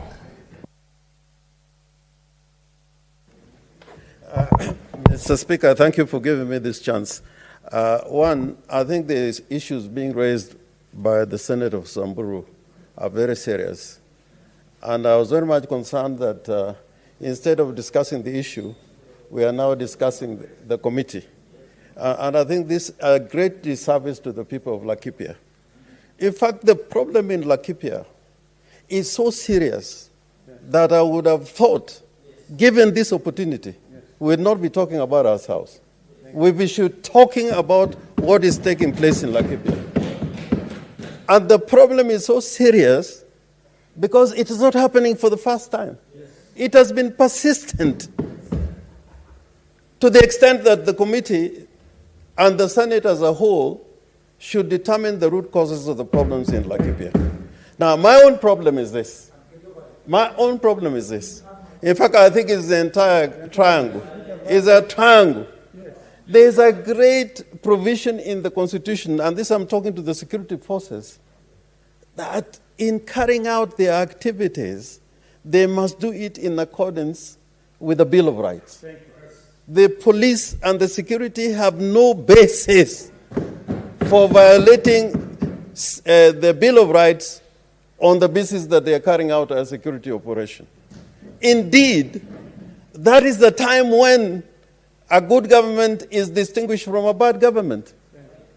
That even in a situation of war, you should be respecting human rights. And I'm so scared that in carrying out this security operation, property is still being destroyed. Yes. Is that compliance with the Constitution? No. That people are dying and animals are being killed. This problem in Laikipia is not about the Senate, because we know where those responsibilities lie. A committee of this Senate and the Senate cannot carry out a war or cannot go there and fight in the defense of the nation. They are proper institutions that are answerable. And me, I'm seeking an answer because the problem of Laikipia is not coming today. If in this crescent of Baringo, Samburu, Laikipia, over the years, and it's not a matter of this thing happening this month or 2 months, for the last 20 years, the problems have persisted in Laikipia. Are we using the appropriate tools? Because, sometimes guns don't work. Don't work. You can go there with tanks and guns. Even the Americans have known in Afghanistan, the best war machine in the world is from the United States of America. Look at the way they have left Afghanistan.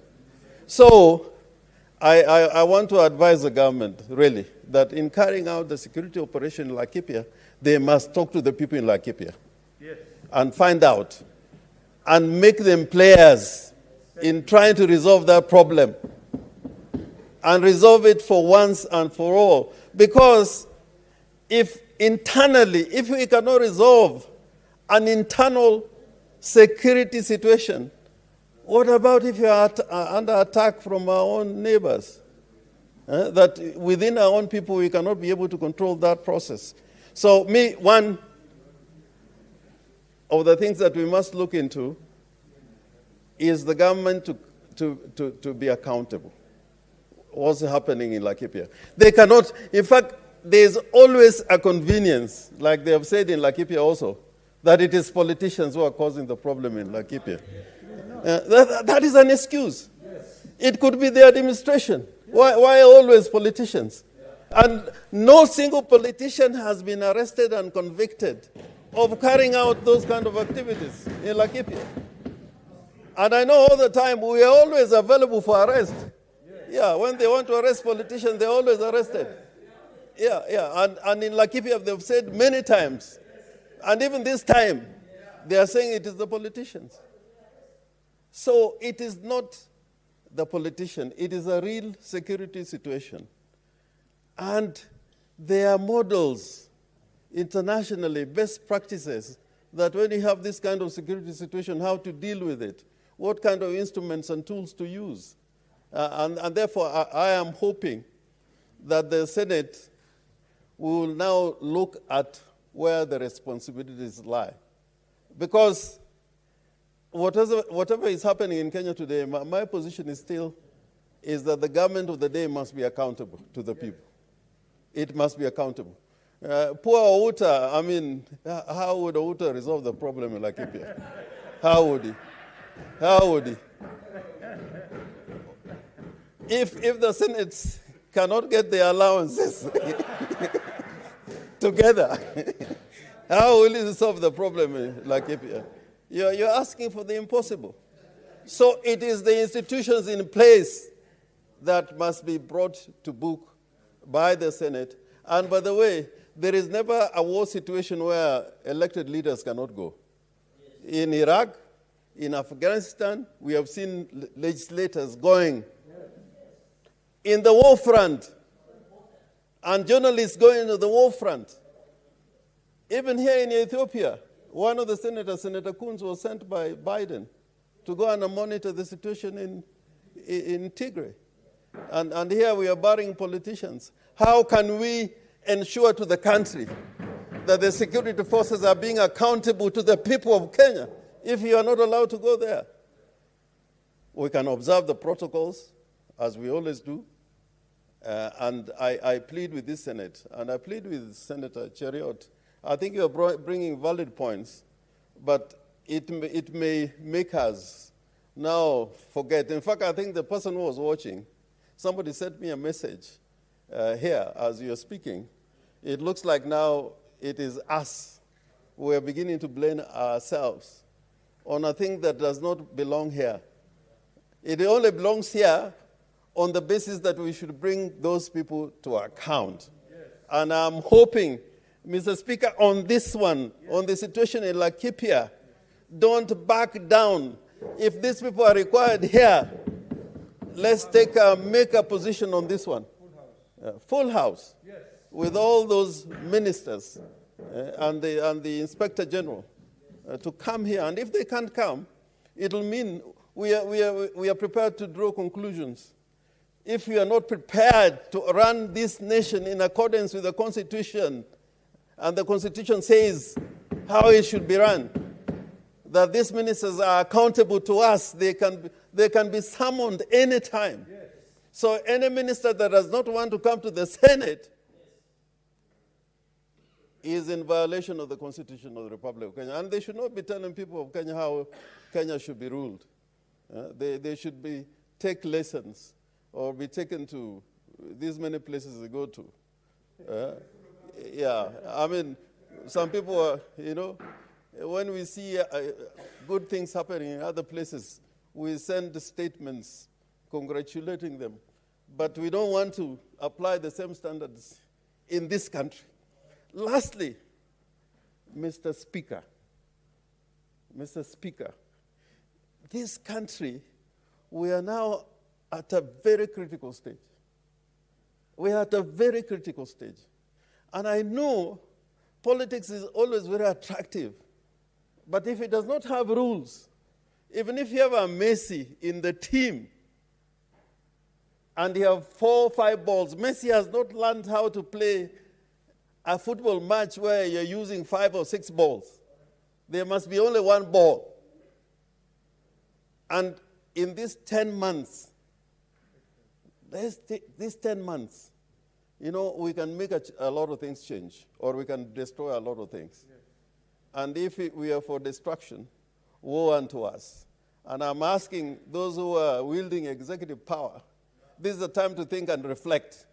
Seriously. Seriously. You can bring a house down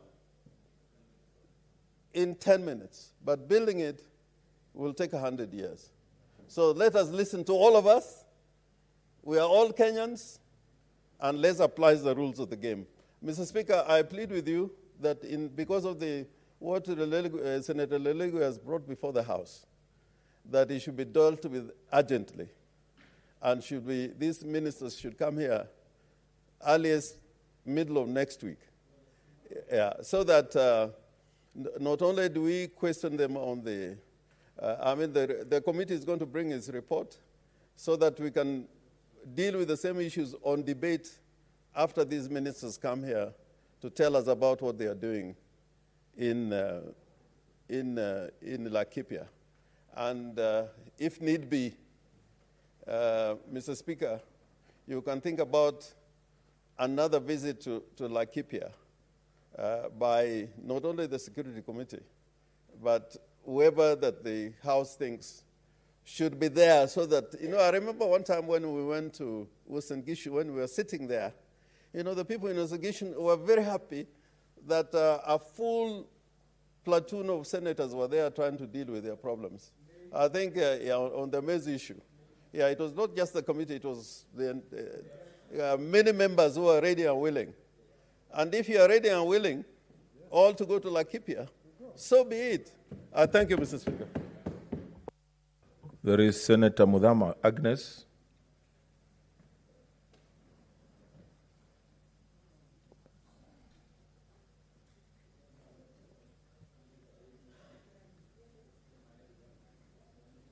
Senator Mudhama Agnes, yeah. We want to see you. She's on Zoom.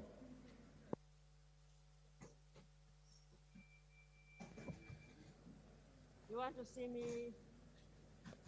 We can see you. Okay. Mr. Speaker, sir, I want to thank the Senator of Laikipia for this very important statement and bill. Mr. Speaker, I think we must be sensitive to what is happening to those people of Laikipia. They need to be protected as Kenyans, and their cows needs also to be protected. And this, Mr. Speaker, sir, if I listen very carefully and very well, it is all originating as a result of land issues. And because of these land issues, I think that's why many people are having all this insecurity, not only in Laikipia, even in Machakos County. Mr. Speaker, there's an issue with the Portland people who had leased a land in Machakos. And after leasing, they took a loan. And now this land has been given, the title deed has been given to a bank, which now a bank wants to sell. And the indigenous people have nowhere to live. And they're facing the same issues like Laikipia. Mr. Speaker, I want to say that this issue of Laikipia and any other area of this county, this country, must be solved once and for all. And the government must see what they must do, and especially the interior security. How can one live in fear in their own country, in their own home, having sleepless nights, not knowing what time bandits will come and chase you out of your house? Mr. Speaker, I want to congratulate the senator and say that the committee which is concerned with this must take action, and action must be taken even by the Senate as a whole, and the government of Kenya must take action for all these land issues to be resolved once and for all. And once the land issues are resolved, then we'll have no issues of insecurity. Mr. Speaker, the land in Machakos, in Portland, the land in Drumville, and another piece of land in Machakos, and all these other lands, Turukana, Laikipia, and other areas where there are land issues. I would pray that the committee will look into this, all of it, and solve these problems once and for all. I want to congratulate and I support, Mr. Speaker, sir. Thank you. Senator Onesimus Murkomen.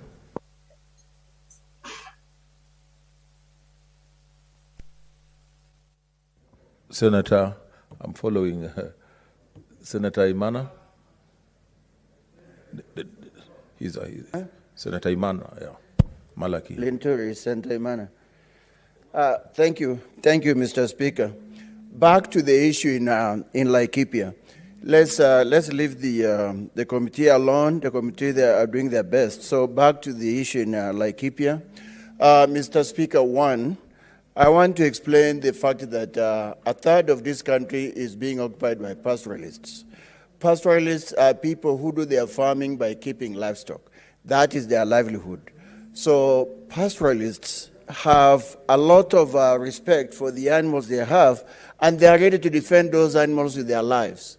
So when you see a situation in Laikipia, where there are fences all over the place, yet the same county is being occupied by pastoralists. Honorable Olekina, every time you speak about Laikipia, you say the Maasai, the Samburu, you forget that Turkana people are living there too. They are the same people, they have the same beliefs, they keep livestock, and every time something happens, they also get the same treatment that other communities get from the government. Last time, 3,000 cattle were killed. Turkanas were killed in that fight, and also lots of cattle were lost. Today, as we speak about the people who got killed, Joseph Ingolan is a Turkana. Ingolan is a Turkana name. So Turkana cattle are also gunned down, and Turkana people are also killed. So we need to be inclusive to say that this is a problem that affects us all as pastoralists, not only particular communities, but those of us who live in Laikipia. Turkana is there, Samburu are there, Pokots are there, and everybody's there. So, but what we want to condemn is what the military does with their animals. You know, for us, animals, especially cattle, are right in the heart of a Samburu or a Turkana or a Maasai. By killing 5,000 cattle, it's like you're taking out my heart. And that is very painful. The same thing, Mr. Speaker, goes on in Uganda, where Turkana people are forced to go into Uganda to look for grass and water. And their cattle were raided by Ugandans.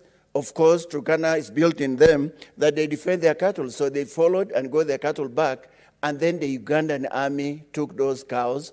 And today we are trying to get them to bring them back. But nobody's listening to us. They have taken those cattle by force. So this kind of thing should not be happening in Kenya. Our own government should not be killing our animals. I would say that if anything should be done, arrest the people that may have contravened something, done something, and not kill them, and not kill the cattle. Arrest the people who are responsible and maybe take them to prison. As far as we are concerned, because Laikipia has fences everywhere in the name of these ranches, as far as I'm concerned, if I see grass on the other side of this fence and my cows on this side are starving, what do you think is going to happen? I'm going to break the fence and get my cattle in there so they can have grass. So this is something that other communities do not understand, that the reason why Kenya is not all Maasai is because those people were only looking for grass and water. And so you see Naivasha, Nakuru, Nairobi, all these are Maasai names, but those people do not own those lands because they were just looking for grass and water. In the same way now, we are still looking for grass and water. So when Namusunga has put a fence there and there's grass on the other side, it's very likely that I'm going to break that fence and get my cattle to graze. So it's just a simple thing like that. So to solve this problem, the fences have to be removed. Or maybe the government will have to avail grass and water for pastoralists. Otherwise, there will always be these problems. People are always going to break the fences and get their cattle in there. So, Mr. Speaker, we need to get, like you say, talk to the people of Laikipia. What do you talk to the people of Laikipia about? We should talk to the people who have ranches to tell them to open up the land so people can graze. Or maybe find a way to grow grass so that our cattle can feed without breaking people's fences. Otherwise, this problem is going to continue forever.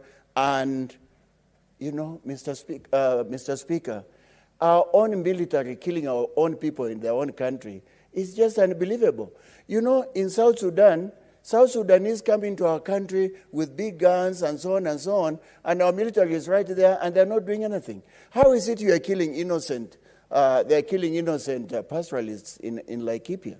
It's very, you know, it's out of order. It's something that you don't expect a whole army of Kenya to start firing at pastoralists and also kill the animals. Every time you kill the animals, you are creating poverty. because those people depend on those animals to live. When you kill them, then you're leaving poor people, destitute people behind. What is the point of that? So, as somebody said here, the government needs to find a way to avail grass for the cattle of these people and avail water for these people so that people do not have to break fences to get in to get grass. Thank you, Mr. Speaker.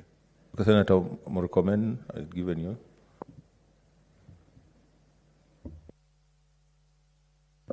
Thank you, Mr. Speaker. Mr. Speaker, when Senator John Nderitu Kinyua came with a statement a week ago about the situation in Laikipia, my understanding is that he came on behalf of all the people who live in Laikipia, the rich, the poor, the farmers, the pastoralists, and people from all communities. And when we spoke on the floor of this House, we spoke on behalf of all communities that live in Laikipia, Mr. Speaker. Mr. Speaker, it's very sad that the security operation is now done in a manner that wants to divide the people of Laikipia. In fact, I dare say, like Senator Orengo said, we are not the problem. We are being, Mr. Speaker, pigeonholed to various communities so that, Mr. Speaker, we come back to the floor of this House and say, you know, I speak for the farmers, I speak for the pastoralists, I speak for this community, I speak for the other community. We speak here on behalf of all the people of Laikipia. We speak here on behalf of all the people of Kerio Valley Triangle, Mr. Speaker, who are suffering because it is not the responsibility of Senator Lelegwe, who has now brought another important statement to provide security in Laikipia. It is not the responsibility of Senator Nderitu Kinyua, and it's like Senator Orengo said, we are here to ensure that we hold the government into account. Mr. Speaker, we will not accept, and I beg that our colleagues and the people of Laikipia and the people of Kenya do not fall into this trap where they are being told your problems as a result of this man because this person is a Samburu, this one is a Turkana, this one is a Kisii, this one is a Kalenjin, this one is a Kikuyu, Mr. Speaker. The problem in Laikipia is security. It's not the tribe of the people who are inhabiting Laikipia County. And Mr. Speaker, what is happening in Laikipia is not unique to Laikipia alone. And I said it here 2 weeks ago. You were the DC of Marakwet. You dealt with that issue almost 20 years ago. And even before you became the DC in Marakwet, it was already there for another 20 years. The problem of Kerio Valley is a persistent problem that was there when President Jomo Kenyatta was the president. If you read the history and the story of the Ngoroko, Mr. Speaker, you know that this cattle rustling problem has been bedeviling the people of Kerio Valley from West Pokot to Turkana, Mr. Speaker, to Elgeyo Marakwet, to Baringo, to Samburu. That whole belt, Mr. Speaker, of Kerio Valley region has faced this problem for more than 50 years.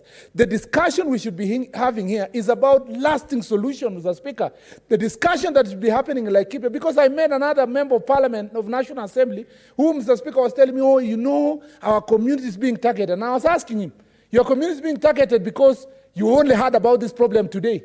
But when 2017, when we went to Laikipia, Mr. Speaker, with the Deputy President and with the Minister of the Interior, with the County Commissioner, Mr. Speaker, in fact, we were in a big meeting, Mr. Speaker, where we launched the NPR, National Police Reservist, both in Laikipia, Mr. Speaker, up to Turkana, through Baringo, West Pokot. Mr. Speaker, all these areas, we gave people NPR officers to supplement the work that the police were doing. Why were we doing that? We were using a method that was applied from the days of President Jomo Kenyatta, the days of President Moi, President Kibaki, President Uhuru, Mr. Speaker, and suddenly in second term of President Uhuru Kenyatta, some other officers in OP decided that they were going to, Mr. Speaker, remove all this local security and understand the terrain, Mr. Speaker, that were working with the police officers in that area, and now left the people to be exposed. Mr. Speaker, it is not the livestock which is the problem. It is not, Mr. Speaker, the communities which are the problem. The problem in Laikipia is the government inability to provide security for people in Laikipia, for people in Baringo, Elgeyo Marakwet, Turkana, West Pokot, and Baringo to live in peace, Mr. Speaker. If you go to Baringo County, it's not only the Tugens who are there. There are various, Mr. Speaker, first clans of the Tugen community in Baringo. But you also add there are Pokots, there are James, Mr. Speaker, there are Kikuyus, there are people from all tribes in Baringo. The same to Elgeyo Marakwet County. So you cannot, Mr. Speaker, now pigeonhole this issue to this community versus the other one. And I really think that there is a hand, Mr. Speaker, within the current administration that wants to use the Laikipia situation to divide people into communities so that Senator Lelekwe here will come and disagree with Senator Kinyua, Mr. Speaker, and fight each other and say it is this pastoralism versus the farmers and so forth. This statement from Senator Lelekwe is a timely, good statement that speaks to the issues without dichotomizing, Mr. Speaker, us versus them. And Mr. Speaker, Senator Lelekwe is asking very important questions. Why would security kill livestock? Why would they destroy property? I thought they went there to protect the property, Mr. Speaker. I thought they went there to restore unity and peace among communities. I thought they went there to look for criminals, Mr. Speaker. How come, Mr. Speaker, every time there's a cattle ransom problem in any part of this country, there is no single person who has been arrested and charged in a court of law? Even in the Laikipia situation, Mr. Speaker, how come up to now, nobody, no citizen has been taken to court? Forget about the question of rushing to politicians. Where are the real perpetrators that are holding the guns and destroying and killing people? And they do not have to have a tribal tag. They are bandits and must be dealt with as bandits, not because they come from community X or Y. And Mr. Speaker, Senator Lelekwe is also asking an important question. Mr. Speaker, what is going to happen to pastoralist competition between pastoralists, Mr. Speaker, looking for grass and water, and those who are farmers who are established and growing their crops and protecting their grass, Mr. Speaker, so that they can feed their livestock or to sell the grass? What's going to happen? Mr. Speaker, what's the government policy on this issue? Mr. Speaker, Senator Lelekwe is even asking, Mr. Speaker, you have government that supposedly have 15,000 acres, Mr. Speaker, which is supposed to be ADC Mutara Ranch. And Mr. Speaker, this ADC Mutara Ranch, supposedly from the Minister of Interior himself. Minister of Interior himself said this property is owned by the Deputy President of the Republic of Kenya, Honorable William Ruto. The Deputy President of the Republic of Kenya has said, I do not own that property of ADC Mutara Ranch. So that begs the question, and the Deputy President even went ahead and said, donate this. If you find any 15,000 acres of land in Laikipia, supposedly Mutara Ranch, that belongs to him, donate it to pastoralists to go and graze their livestock. So, Mr. Speaker, I want the Security Committee and this Senate to invite the Minister of Interior, Honorable C.S. Matiang'i, to come here, Mr. Speaker, and we officially donate, Mr. Speaker. There is no need for verification. Government cannot just speak. A cabinet secretary cannot just walk here and speak. The cabinet secretary knows very well that there is an idle 15,000 acres of land that is neither owned by ADC nor owned by the deputy president. Why can't we publicly donate this property to pastoralists, Mr. Speaker, so that they can live in harmony and graze their livestock inside there and avoid this situation where, Mr. Speaker, there's a competition between pastoralists and farmers? It's because of that reason that, Mr. Speaker, we are saying on the floor of this House that, Mr. Speaker, the people like Laikipia deserve peace. We deserve peace in Kerio Valley. I told you last week that, Madam Speaker, in Tot, where I come from, today we are burying, Mr. Speaker, a young man from Tot area, Mr. Speaker. And almost every week we've been burying 2 or 3 people, Madam Speaker. And this is the issue that it bothers all of us, Mr. Speaker, Madam Speaker. And I want to request that the Security Committee become a little bit serious. I saw my friend Senator Uta saying we are not this, we are not that. Mr. Speaker, I think we are just basically chastising and encouraging our committee. We are trying to tell the committee they must live up to the expectations. How come, Mr. Speaker, I'm willing to be informed, Madam, by Senator. Mr. Speaker, I agree that this committee must become more serious. Madam Speaker, sorry. It's for your information, and distinguished Senator Murkomen. On the Wednesday 15th at 8 a.m., we had asked the Minister Interior, Minister C.S. Lands, and C.S. Asar to appear before the committee to answer to matters that relate to the conflicts in those areas and issues to do with boundary conflicts. Mr. Speaker, and what shocked me, because personally I believe Parliament is supreme. Parliament is a serious institution, and once conned by Parliament, then you must leave other duties and go and answer before the House on any matter that you've been asked to. So, Madam Speaker, when we asked the Parliament, when we asked all those ministers to appear before the National Security Committee, this is the response, Murkomen, I want them to hear, that came from the CS Interior. And the CS Interior, I think, is so overwhelmed, so obsessed with the power that they should leave that will not go beyond the 10 months. And the letter that came from him, Mr. Speaker, and Madam Speaker, and signed by a Mr. A or C, and because he's so big, he can't sign a letter to the committee, reads and says, the Cabinet Secretary, Minister of Interior and Coordination of National Government is not in a position to honor the invitation due to exigencies of duty. This is, for avoidance of doubt and for more clarity, this is when we ask these ministers to appear, the Minister Interior or the Cabinet Secretary Interior, through a Mr. Osia, on a letter dated 14th September, because the meeting was supposed to have been yesterday, to discuss these issues, wrote to the committee and sent.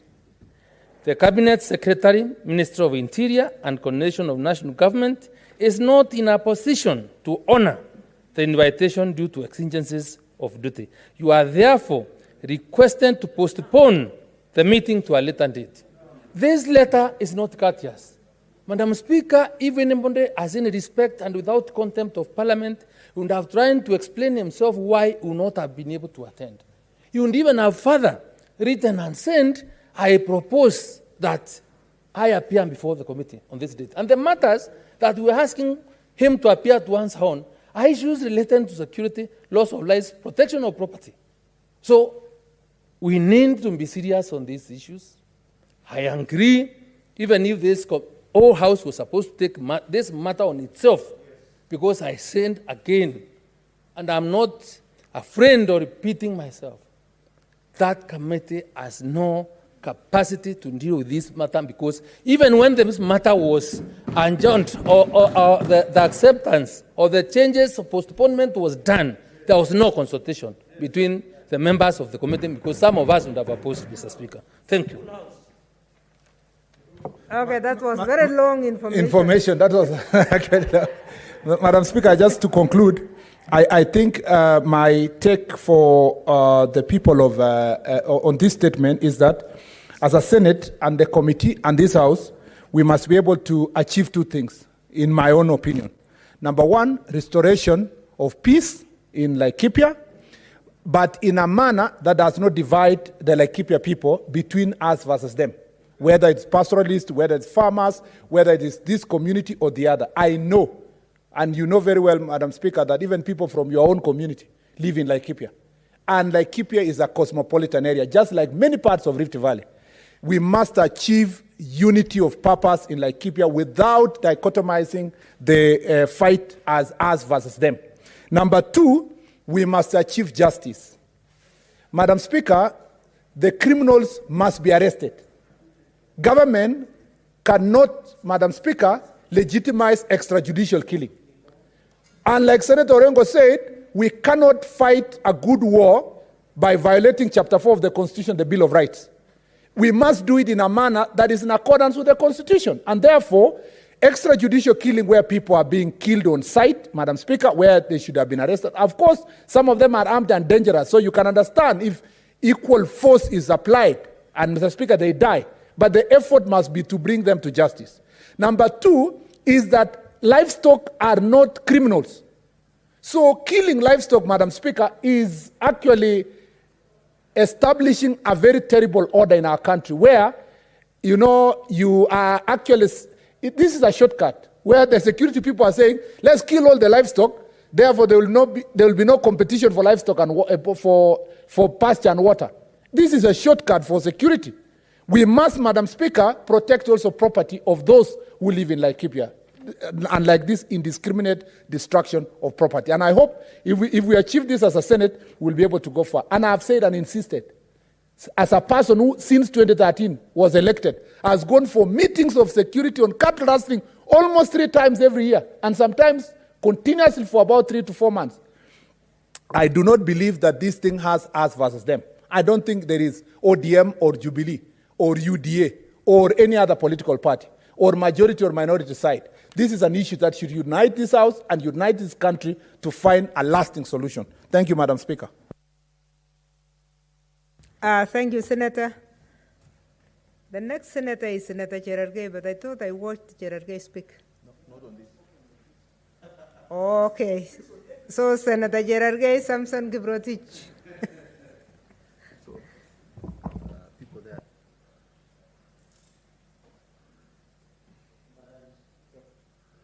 Madam Speaker, you should be looking forward for me for being very active in the House.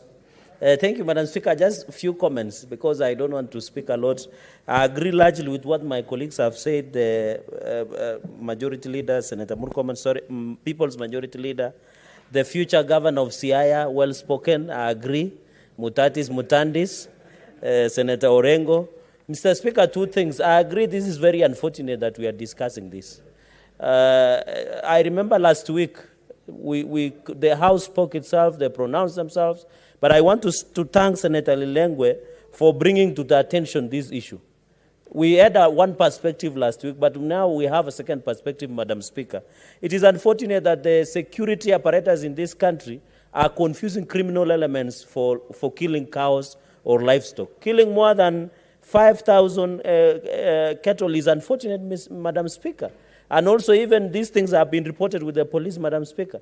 So, Madam Speaker, from where I sit, I agree the issues in Laikipia is not about the use of force and gun and deployment of military or any other or even national police reserves. That is part one of solution of the problem. But the underlying issue that we are facing in Laikipia looks like more it's about the ownership and possession of land within Laikipia, Madam Speaker. And I think it is a high time.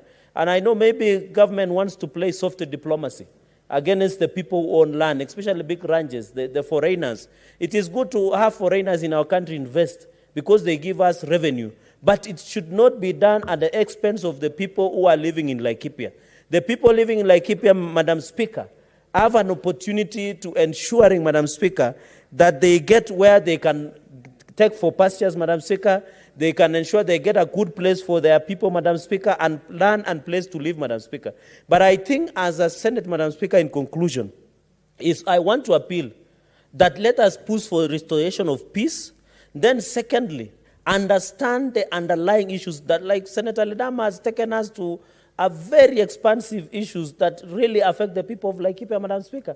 And we appreciate that Laikipia, even my family members also live in Laikipia, just like you was. So how do we ensure peace is there, number two? And then, in all honesty, Madam Speaker, address the underlying issues. Finally, Madam Speaker, it is unfortunate, and allow me to read this section of the Constitution, because the senior government officials sitting, especially the people in charge of security, from the CS Interior, the IG, who should be independent as Article 245, Madam Speaker, the DCIO, and many others, I just want to remind them, Article 153.3, that says a cabinet secretary shall attend, it's not say may, shall attend before a committee of the National Assembly or the Senate.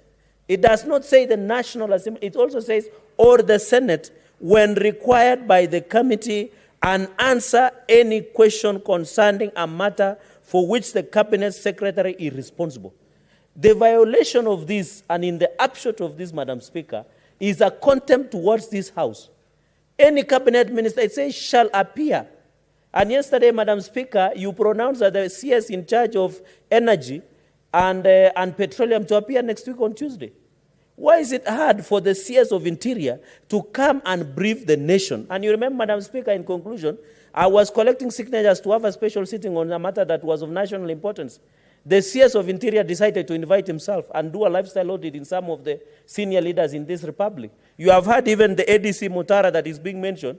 The person who was purportedly deputy president belongs to, has even said, if that land belongs to me, give to the pastoralist, Madam Speaker. So I want to really appreciate, and you know Article 226, it is very clear that even after you leave that office, Madam Speaker, you are still being capable in what you did in that office at personal level. So even if these people despise, Madam Speaker, and we have seen today, Madam Speaker, that courts have convicted a former CS and a former person in charge due to Rio 2016 Olympic scandals. These are issues that we are discussing when you say abuse of office is not following the law that you have been provided. Madam Speaker, I request this issue of Laikipia is so urgent. I request when you pronounce, Madam Speaker, let the CS of Interior, Matiang'i, appear here, the IG Inspector Mutembei, DCIO, and all senior security officers, and even CS for lands to appear before this House as a committee of the all on either Wednesday or Thursday next week.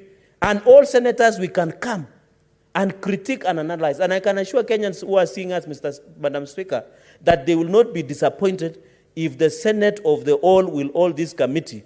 And the Committee of National Security should not get worried.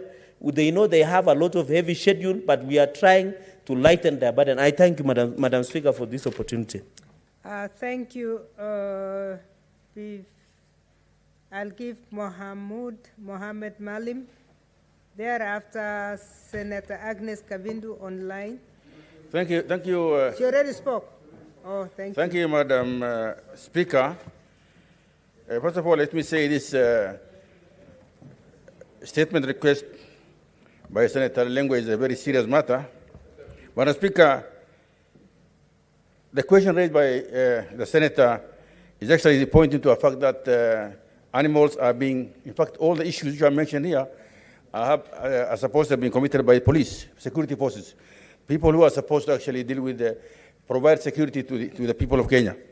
Madam Speaker, this week on Monday, I and other members of the Committee of National Security went to Laikipia. And in fact, on the, as a result of the question raised by our colleague from Laikipia, we went there and visited some places. In fact, the question then which was coming to our attention from the NHIF is that they are being attacked by people from across, the neighboring country of Baringo. Second last. But then the police were all over the place. At least some semblance of security was maintained in that place. But the people were pointing to a fact that there is, a conservancy somewhere there called Laikipia Nature Conservancy, which is actually a den of a lot of problems. A very big conservancy where nobody can enter, where a lot of animals are supposed to be inside, owned by, very big people in this country. And even the ones that are stolen are taken inside there. Military people are inside there, guarding I don't know what. In fact, the stories you get are really very disturbing. So, in fact, at least I was happy that some semblance of security was restored. The people have gone back to their homes, and the schools were reopening. It's surprising now again, this one is coming again from the other side of the county, that the police are actually now, profiling the pastoralist and trying to kill the animals. This is very serious. In fact, this question is not talking about the Wananchi fighting themselves. It's talking about the police fighting people. It's talking about the police killing animals. This is a very serious matter. Madam Speaker, it's totally unacceptable. In fact, as I said by my colleagues, we are not going to pit Kenyans against Kenyans, but it's the government is supposed to provide security to Kenyans, and they must deal with this matter. Laikipia borders about 4 counties. I think the Siolo on one side, Baringo on the other side, and Nyandarua. Samburu. And all these people, because in that environment, I think there must be some discussion on how to live together. But the issue of big conservancies in the name of, some wazungus, where, animals are not able to, I think when the leases are ending, we must be coming with a solution where we are going to actually revert back to Kenya, to Kenyans, so that, we are going to have people graze their animals. But I think there must be, point of order? What's your point of order, Senator Ledama? I'm sorry, Madam Speaker. It's actually a point of information. And I would like Does he want to be informed? That's what I'd like to ask my brother. Okay, it's okay, ma'am. Actually, Madam Speaker, the leases lapsed. And cleverly, they were renewed without the people, the indigenous people, interest being taken into consideration. Those leases lapsed. When you go back to the history, those leases were signed in 1904, they lapsed, And now we asked very pertinent question. Why is it that when these leases lapsed, the original inhabitants of the land were not considered for even a portion of the land? This is the thing that really pains me. Madam Speaker. Madam Speaker, I think I will suggest then, because as a committee, when we were on the side, we said we are going to make a report and also invite the Minister of Interior here to go through this. But what's coming from the members now, we would like to take the way we did with energy yesterday, that the security ministry must be invited to the committee of the whole to take us through this, so that we can have both the questions from Lilengwe and from my colleague from Samburu and from Ndiritu, and the issues raised here to be canvassed properly, so that we deal with this matter, in a very serious matter. I thank you. I will be able to inform, of course, my colleague Fatuma is from that committee. We are only two here, but we'll tell the chair so that that matter is done. I think we can direct that early next week we have these people here, so that we can look at this matter in a very serious matter. I thank you. Thank you, Senator Mahmoud. I think he has given us a bit of direction, being a member of the committee. So I expect the next contributions to be very short. Let's shorten now that members of the committee are ready to deal with the matter alongside the other matter. Senator Wario Kolich Juma. Asante Bi Speaker kwa kunipatia nafasi hii. Bi Speaker, kwa kweli arifa hii imetoka wakati mwafaka kabisa. Kwa kweli wakati huu ni wakati wa kiangazi kuu ambao wafugaji wanapata shida na mifugo yao. Na hali vile ilivyo huko Laikipia ni hali ya kutatanisha zaidi. Na maafisa wa polisi ambao wako pande hiyo wamefanya hali hiyo kuwa ngumu zaidi kuliko kurahisishia watu ya Laikipia, kwa sababu wakati ngombe halaiki 5,000 itauawa na askari wa Kenya. Hiyo ni hali ngumu, sababu wafugaji wakati huu mnajua hali yao ni ngumu. Na Bi Speaker, hebu angalia ngombe 5,000 ni kama shilingi milioni 200 ambazo zimepotea, na shilingi milioni 200 ni pesa mingi sana kwa wafugaji, hasa wakati huu wa kiangazi. Bi Speaker, kwa kweli mimi sijui askari ya Kenya wamefundishwa namna gani, kwa sababu ingekuwa wangesaidia wafugaji wakati huu, lakini sio kuwa halaiki ya ngombe. Pande hiyo ya Tana River saa hii hali ni ngumu zaidi, na pia kushida ambayo inafanana na hiyo inakumba wafugaji, sababu kiangazi ni ngumu, malisho ni haba, hata mahali pa kupata maji, hasa pande ya Galana Kulalo ambao project ya serikali inafanyika, ngombe wanashindwa kufikia mto wa Sabaki, sababu kuna mradi wa serikali unafanyika pande hiyo, basi haki haipatikani. Hali inafanana kama ile ya Laikipia, sababu mifugo hawapati mahali pa malisho, na kwenda kupata maji pia ni ngumu, sababu kuna project ya serikali inafanyika ya food security, na hakuna food security inafanyika pande hiyo. Bi Speaker, ni ukora mtupu, sababu wakati utasema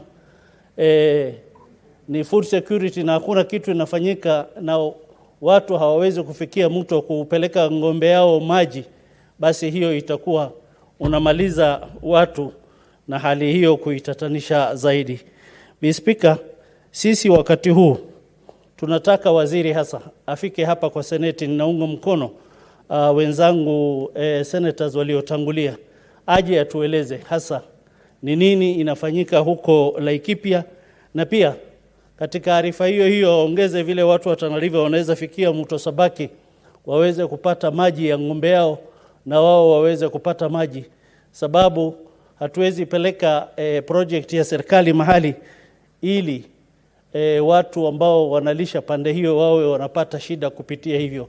Na hasa hivi majuzi rais wa Kenya alitangaza hiyo kiangazi ya Tana River kama disaster ya national, na kama hali hiyo itakuwa hivyo, basi watu waruhusiwe waingie katika Savo East Park waweze kulisha mifugo yao, kwa sababu pande hiyo kuna nyasi, na wale watu ambao wako karibu na kuishi karibu na hiyo park ng'ombe zao zinaisha bila kupata lishe mzuri. Asante, ninaunga mkono arifa ambayo imetolewa na Senator Lelegwe. Thank you. Senator Milgo Alice Chepkorir.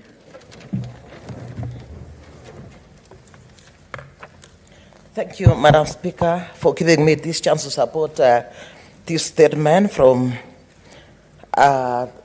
Senator Lelegwe.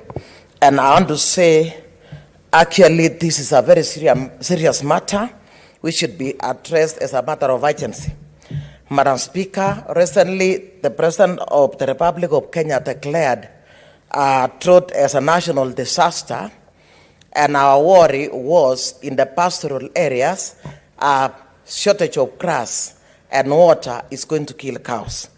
It is quite unfortunate that we are hearing the fact that security men went out instead of protecting our people, they are going ahead to kill cows themselves.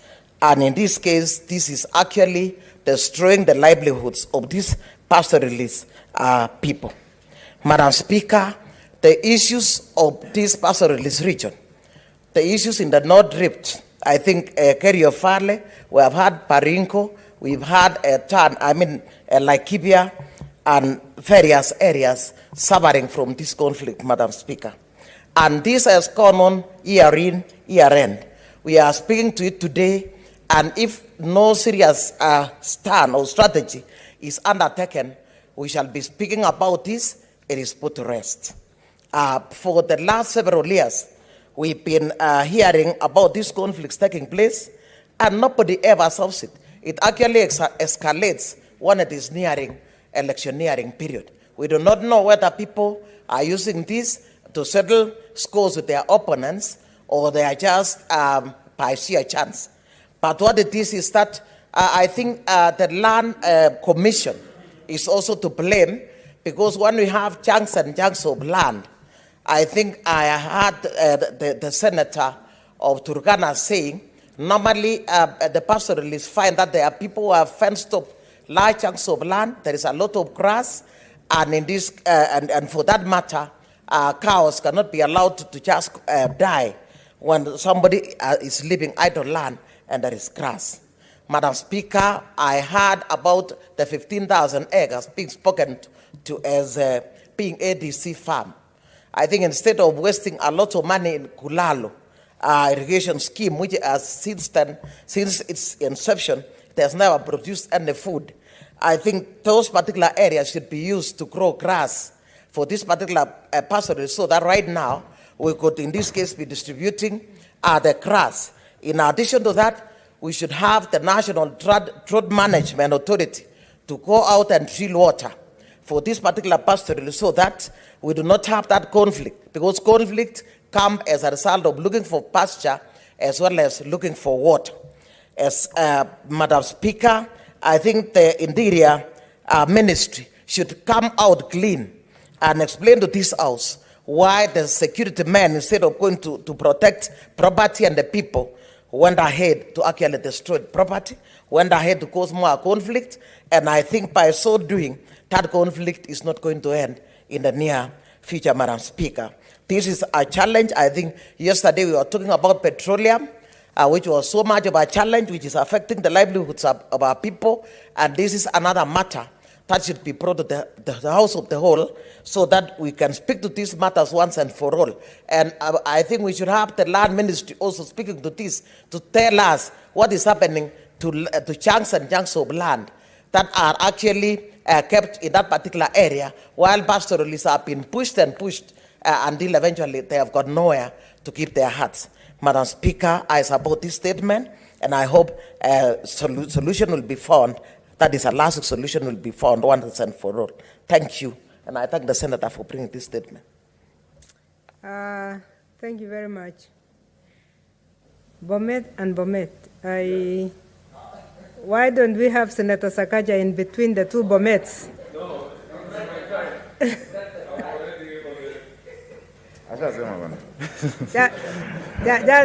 He will take 3 minutes. I won't take long. You know, Sakaja is to the point always. We might have a Bomet overdose. and the people of Bomet will be shocked. Madam Speaker, I just want to say a few things. First, serious and deep condolences to people who've lost their lives during this time in Laikipia, and those who've lost their property. Livestock is property as well. We have cyclic problems in this country, and many times, Madam Speaker, they say, I think it's Albert Einstein who said, trying to do the same thing the same way and expecting different results is the height of insanity, Madam Speaker. I remember in the last parliament when I chaired the Committee of Cohesion and Equal Opportunities, Madam Speaker, we went to Baragoi, we went to Maralal, we went to Lokwar, Nakusa, and Turkana, all these places on the same exact issues. I've heard Senator of Tana River speaking, and in fact I remember even coming to Tana River, and it was so painful that they're talking about drought, yet there's a very big river, Tana, just flowing past. We've never been able to take advantage of that. If you go to Kipini and you see the gushes of liters, millions of liters of that river flowing into the sea, into the ocean, yet people are dying of hunger, there's something wrong with us. It cannot be 10 years and more years where every year we'll talk about drought in this country. So, Madam Speaker, something must be done. Number two, really, because I was following the proceedings, Madam Speaker, I think it is very unfortunate how we allowed this to degenerate into, lambasting the Committee on Security. Madam Speaker, I have chaired that committee for 2 years, and I know the work in that committee is not easy. I think every member in this House is able in any committee. There's no committee that, Madam Speaker, has less able members. We need to support them in the work they're doing. Madam Speaker, when we berate each other, the people of the counties where the chair is coming from, for instance, are listening. And we're trying to tell them the senator is useless. Madam Speaker, I think it is very unfair, and we need to have a habit of having frequent kamkunjis. Some things we can discuss internally, but not in front of the people. I have confidence, and Senator Mahmood has told us what they tried to do before and the angle that has come out today. Madam Speaker, livestock is property as well. The biggest issue that I'm seeing coming out, which is very dangerous, and I think Senator Lelegwe has brought it out, when there's a section in this country of people who feel that their lives or their livelihoods, their way of living, is seen to be below par from other people's way of living, then you're courting disaster. Madam Speaker, it cannot be that a section of Kenyans feel that because they are livestock farmers, that the government does not care for them.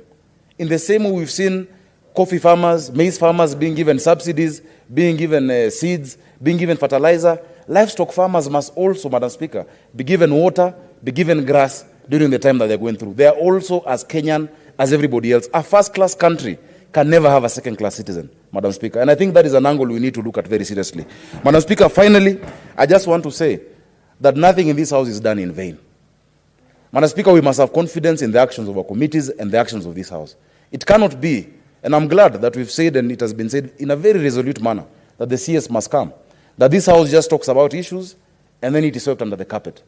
Madam Speaker, I have just come back from, I was in Korogosho right now, with actually somebody, Ledama will be very interested in, the president of the Toronto Raptors, called Masai Ujiri, and we were launching some basketball court. But after that, I decided to take a walk in Kariobangi and Korogosho, and the Wananchi, all of them are telling me, please, we have faith in you and in the Senate that you can address this issue of mafuta, Madam Speaker. If the public have such confidence in us, the people of Samburu and people of Laikipia have confidence in us, Madam Speaker, we cannot be the ones exuding inferiority complex in terms of our capacity. The issue of fuel, we will sort out. We must sort out. This issue of Laikipia, we must sort out. We must believe in ourselves as a House before expecting Kenyans to believe in ourselves. And we cannot let any individual, any institution, any ministry try to tell us any less than what Article 96 and 95 tells us in terms of our role. Thank you, Madam Speaker. I support this statement. Thank you, Senator. Senator Langat, Christopher Andrew.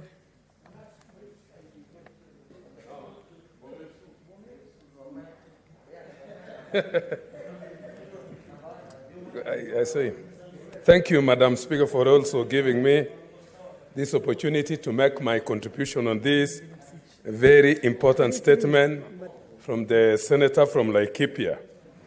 I want to say, Madam Speaker, that this is the right House to do this. You are addressing the one of the senator of Samburu. I'm actually addressing you. This is the right House to address this particular issue. So I want to say that the way these things are happening, unless we handle it with a lot of care, it can degenerate to ethnic clashes. Because, Laikipia is a fully cosmopolitan county. And if the government does not handle this issue seriously, it can lead to more problems. Because, Madam Speaker, you see, as Senator Ledama was saying, the government has failed for a long time to address the actual problem that is causing these other issues. What the government is doing is providing painkillers or massaging the issue, going to make a conflict between the crop farmers and the livestock farmers. That will not bring a solution. Going there to kill 5,000 livestock, that will not bring the solution to the problem. So I want to say that, first of all, we must stand as the Senate to make sure that the government compensate those particular farmers. They must compensate them. That is an immediate solution to that problem. But the long-lasting solution, Madam Speaker, is that the government must address the land issues, the historical injustices that has affected that particular place for a long time. How could a government renew the leasing agreements without involving the locals? I've heard also in Kericho and Bomet that the same government has renewed the leasing agreements, which was done in the 19th century, between, instead of actually conducting the locals. Say that those particular owners of the tea plantations have renewed the lease agreement for how many years again without involving the locals. And now the locals are suffering. They don't have lands, yet that was their original land. So I must agree with Senator Ledama that the land issue must be addressed. The historical injustices of the land must be addressed. Can you see this particular scenario in Laikipia, Madam Speaker? Those particular whites, those great owners of those ranches, they have fenced their land with electricity without even counting these 5,000 cattle that have suffered through these particular areas works of the police. First of all, their cattle have been dying because of, one, the animals have been attacking them and no compensation has been taking place. Number two, most of these animals are always killed through electrocution. They die, and the government and those particular people have never compensated them. So I must say, these people must be compensated. That is one. Number two, historical land injustices must be addressed effectively by the government. Number four, provision of water. You see, another issue is simple lack of water in those particular places. So I must say, the government must make sure that they provide water so that this particular water might not become a source of conflicts. And lastly, the issue of those ranches that they are profiled, that they belong to some people. In fact, I am happy that the Deputy President had said that if some people are thinking that I have got a ranch there, let it be given to the locals by the government. When the Minister for Security or Interior comes here and profile people based on the property they have without using proper information that they have, that is very wrong. So I am proposing that the whole House must face the Minister of Interior so that particular person may answer effectively the question from all of us concerning those particular issues affecting the people in Laikipia. Otherwise, we are not happy because the situation is almost degenerating to ethnic conflicts, which we want to avoid at all costs. So I support Senator from Laikipia for bringing this particular from Samburu for bringing this particular statement. It is very important because somehow I've seen actually that those particular soldiers, the security personnel, are sidelining some communities. You see, when they go there and instead of providing security, they kill the animals. That is making the situation worse. So it is very important that we make it a committee of the whole so that the Minister for Interior comes here and settle this matter once and for all. And I'm shocked, I want to repeat what I said last week, that the minister is so fast in actually sending the security personnel to funeral, to protect who, instead of sending to such sensitive areas. In fact, the proactive measures are not there. They just wait until things goes to us and then they react. I was surprised when we were in the funeral of Senator Prengei, by the way. We were surprised that while we were in the middle of the service, we saw 4 lorries with general service personnel being dropped in a place where there is no insecurity. Everybody was peaceful, people were mourning, and then all of a sudden, They send those particular people instead of sending them to Laikipia. I tend to think the minister actually is not addressing this issue effectively, and he should come and answer loud question in this particular house. I support that particular statement, Madam Speaker, and really the minister must come here. Thank you. Thank you. Senator Argura Kodana.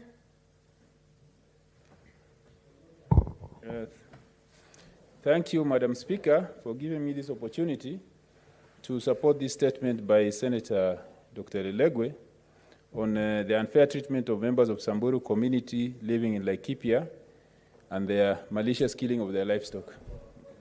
Madam Speaker, one problem I've seen with us Kenyans is that we conveniently want to forget history and start as if things happened yesterday. Madam Speaker, these are historical issues, and in fact, the better part of last evening and even this morning up to now was in a meeting trying to handle submission of historical land injustices which communities are submitting to NLC. And this has been the case we have been having. These are historical facts that these areas were pastoralist areas. And when the colonialists came with their mentality of what they call that land doesn't belong to anybody, or they call Terranuli, they came in and took the land and dispossessed these pastoralists. And the pastoral way of life is something which was despised very much by the colonialists. I can remember the case of Marsabit. When they came to Marsabit Mountains, they found the Rendile herders there with their camels. But they thought that that's a backward way of using the land, and they chased them out and brought in farmers from other parts, even outside these countries, and settled them there. And those are the kind of injustices we are having now. But this case of Laikipia, the livestock keepers, the way we normally live is you leave a part of your land, the better part for livestock grazing during the dry season, the fallback areas. Laikipia happen to be the fallback areas of Samburus.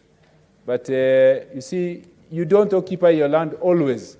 The problem with the non-pastoralists is that for you to call a land yours, you must be settled there and your heart must be there. It's not that way. You have to divide your land. There are areas you come when the drought is biting. That's when you fall back there. And Laikipia look like a fallback area. But unfortunately, you'll find when the colonialists came, they divided the lands. They preferred pastoralist agricultural way of life to pastoralism. Now it has even gone further. Wildlife conservation is preferred to livestock keeping.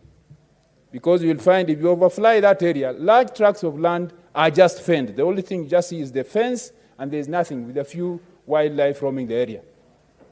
This time round, if there was a proper understanding,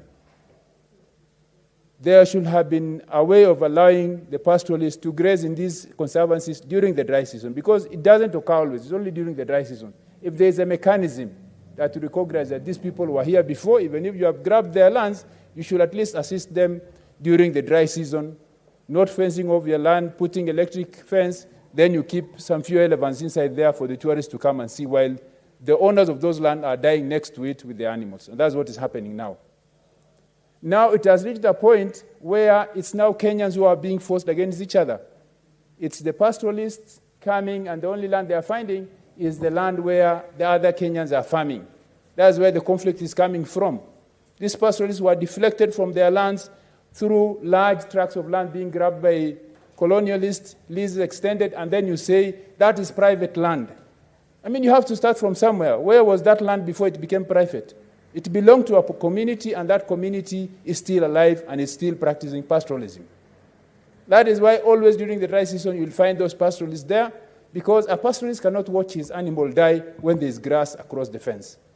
And that's what we are experiencing. So the government needs to treat this in a very holistic manner, and the conservationists need to open up their conservancies to the originals of those land so that they can graze during the dry season. We don't want to carry the land or anything and occupy the way they are occupying for nothing. They should allow grazing during the dry season. Even in government parks, I'm sure sometimes they allow the communities to graze when it's very, the drought is biting. Then when it rains, they retreat and go back to the areas, and the conservancy area, the grass will generate again. But, Madam Speaker, I think the government need to address this issue totally. The CS need to come, and this issue need to be addressed totally so that we don't ignore facts and then now use force to deny people their rights without giving alternatives, without understanding that these people have to be allowed to graze, because that's what we do. Like, I'm from Marsabit, but during the dry season, our animals are in Samburu because their environment is better than ours. We cross into Samburu, we graze there, we go back. The same thing when it's dry, because Samburu, when they experience drought, they have cattle, they move into Laikipia. As we have camel, goats, and sheep, we move into Samburu. Their weather is better than ours. So that way, there must be that understanding. Otherwise, I support the statement, and I think that government have to be practical. History has to be taken into account. These are part of the historical land injustices we are addressing. They have to be addressed, and no life needs to be lost when there is enough land. Thank you. Thank you, Senator Samson Ongeri online. Then I'll come to Senator Malala.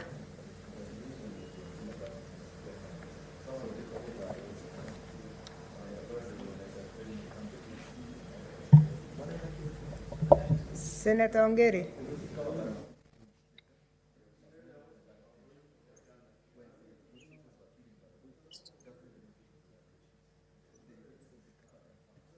Senator Ongeri, we can't hear you.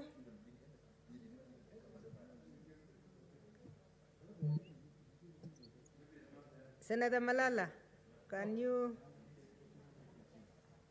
make your contribution, because we want to wind up? When Ongeri comes in, we will Thank you. let him in. Thank you, Madam Speaker. Madam Speaker, I stand to support the statement by the good Senator, Senator Legwe, on the issue of insecurity in Laikipia County.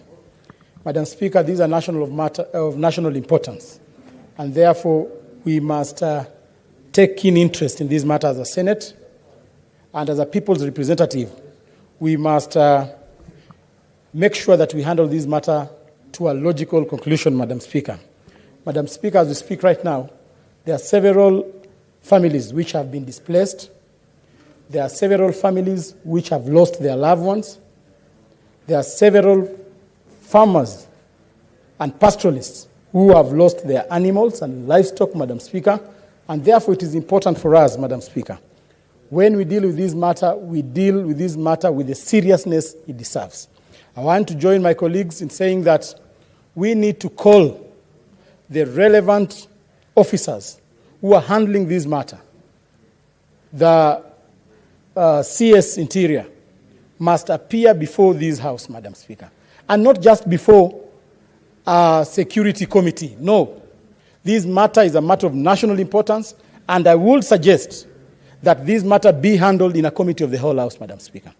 Madam Speaker, it is sad that the very people who are supposed to be protecting the livestock and the people of Laikipia are the people who are tormenting and killing the same animals, Madam Speaker. Madam Speaker, we need to bring those officers to book, and they need to be accountable of their action, Madam Speaker. This is the only way we are going to stop this menace, Madam Speaker. Since 2016, the Pokots, the Samburus, the Maasais have lost almost 5,000 livestock, Madam Speaker. This is unacceptable. As Senator Sakaja has said, livestock is property, and every citizen of this country has the right to have his property secured by government, Madam Speaker. Madam Speaker, I've seen efforts by the national government trying to ensure that they implement the security policies in Laikipia. The other day, through a Gazette notice, I think on September 9th, they gazetted a new sub-county. That is a good step, Madam Speaker, because a sub-county means that we shall have better services and functions of the national government nearer the people of Laikipia. But will we be reactional on every problem we have as a country, Madam Speaker? Madam Speaker, it means that next time when we have a problem in Kakamega County, then Matiang'i will run there with a sub-county and give the people of Kakamega. It means that next year, when people in Siaya County will be fighting about maybe the resources like fish, then the Siaya people will be given a sub-county, Madam Speaker. We need to stop being reactionary on issues, Madam Speaker. Madam Speaker, I was listening pensively to the CS Interior, Matiang'i. He was trying to put blame on politicians. I want to ask Matiang'i to stop wanting to put blame on people who are not the cause of this thing. Let him concentrate on his work. The issue of him standing in any function and wanting to demean politicians. I want to remind Matiang'i that politicians are elected leaders. We are leaders elected by our people to represent them. And therefore, you do not have the monopoly of demeaning us in public functions. Madam Speaker, it is very serious. The other day I saw him addressing people in Laikipia, saying that kuna watu washenzi hapa wanajifanya wanasiasa kwa sababu wana incite watu. Matiang'i, listen to us. We are elected leaders. Address us with respect. The respect we deserve, Madam Speaker. Because we represent our people. We have the right to talk to our people. Today, Senator Lilegwe has brought an issue affecting his people to the Senate. So why should you then go to a public function and want to try and demean the very person who is trying to help his people? And therefore, the reason political arrests, Madam Speaker, are not giving us a solution to this matter. I want to call upon the relevant agencies, the prosecutory organs of this Republic of Kenya, Madam Speaker, to delve deep into this issue and stop hiding behind politicians. We have been elected by our people. For what reason would Senator Olekina be wanting to kill his people or livestock of Narok? Senator Olekina has got the interest of the people of Narok.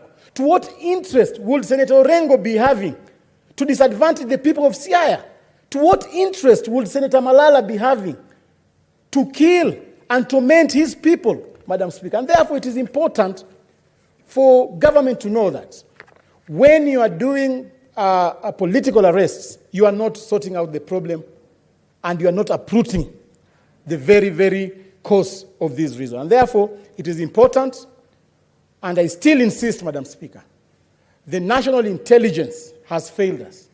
Because, Madam Speaker, up to now, we are not even sure on what is causing the skirmishes in Laikipia.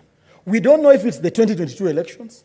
We don't know if it's the problem of the rich versus the poor, because I've been told that there is a very sharp rift between the white settlers and the pastoralists, Madam Speaker. We need to address this issue. Let the national intelligence tell us what is the root cause before we start running around, arresting politicians, creating sub-counties, making public pronouncements that are not helping us sort out this matter. And therefore, Madam Speaker, I want to take this opportunity lastly to thank the senator who has brought this statement. Senator Lilegwe, you have the interest of your people at heart. And I want to tell the people of Laikipia today that, and Samburu in general, as a community, that you have a person who cares for you, who thinks about you, and who has the best interest for your community at heart.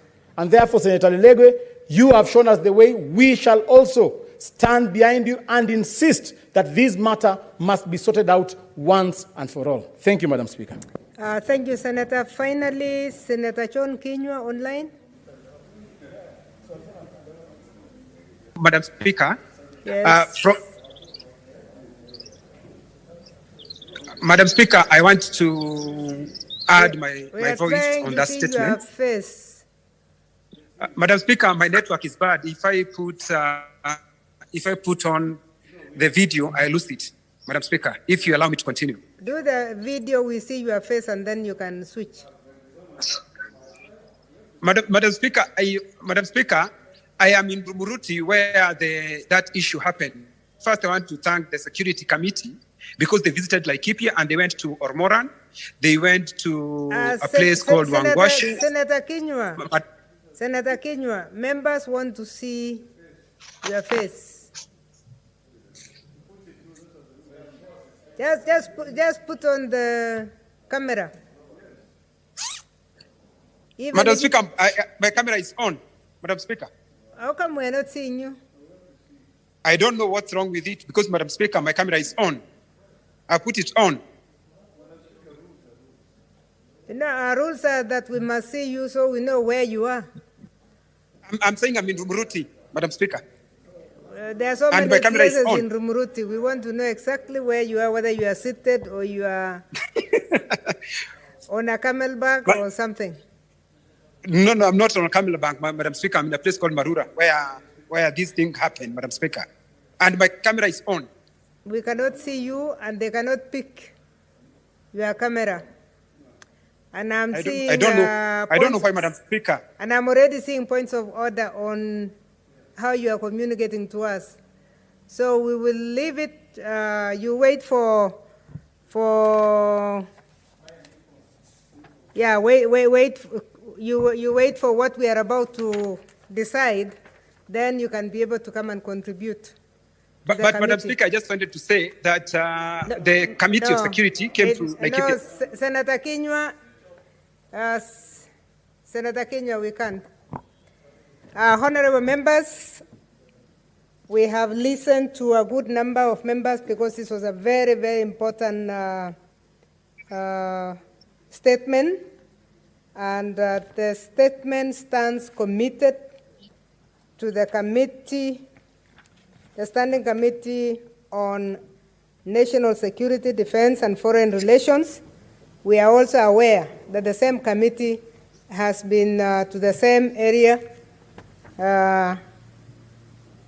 following the statement that came from Senator Kinyua.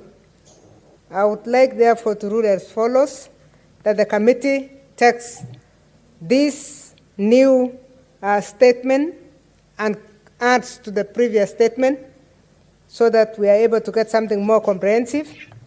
I'd like to give the committee up to Thursday, then on Thursday, the interactive session between the House, as requested by all members, between the House and the security agents should be done. So you have, as a committee, you have between now and Thursday and Wednesday, and then on Thursday, let's have a session, a full house session with the security teams. It's so ordered. Thank you. Point of order from Senator Orengo. Mr. Speaker, since we continue to have problems summoning CSS to sessions, and we are told, in fact, before this very committee, they were unsuccessful in getting the CS.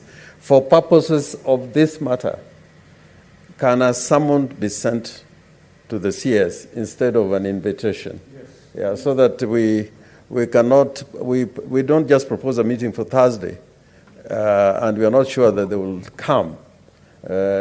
In the circumstances in which there has been no compliance, I think it's important that they are actually summoned to appear. Otherwise, this matter may drag on for another month or so. Thank you. That's well noted. Another point of order from Olakina, Dadam. Madam Speaker, I also wanted to put in my 2 cents on this matter, and particularly on the issue of summoning. Now that we know practically, as per the rules and our standing orders, we have to give 7 days notice to be able to summon anyone to appear before the House.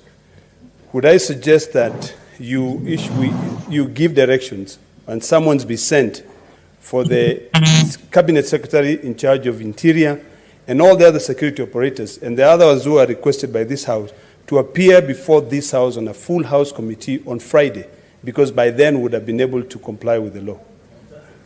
Friday. If it's 7 days, if you count 7 days, it will be, even if you serve tomorrow, it will be Friday. I'm not so sure. You can look at the numbers. Mohammed Mali. Yes, Madam Speaker. In fact, I was going to take the same line my colleague has taken from the chair. I think you could instruct that the security team led by the CS appear before the whole House, but also just on Thursday. I think because the matter is very serious, we can see how the 7 days period can be waived. But I think it's important that that instruction comes from the chair, so that instead of waiting for the security committee to invite him and summon him, matters as serious as it is, I think if it's possible, the chair directs, and that direction is followed by a letter from the clerk, of course. Then then between now and that time, we can see what we can do as a committee.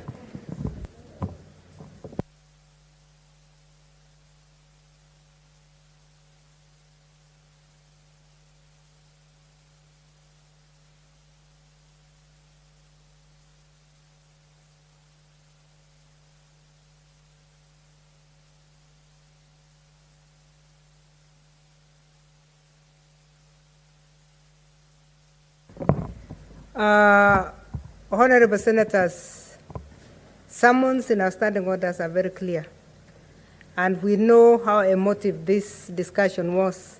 It almost divided us in the House. So we don't want to break any of that. If you will accept, let's invite them to come on Thursday. Should they fail to come, then we can do the summons. And that will be on, alternatively, if we are going to do the summons, then it would have to be Friday. Yes.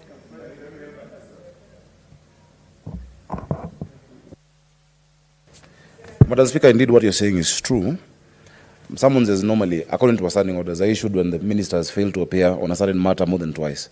But Madam Speaker, instead of using that word, if you direct that the minister appear at this and this date, it is not a summon, but it's a direction from your chair which must be followed.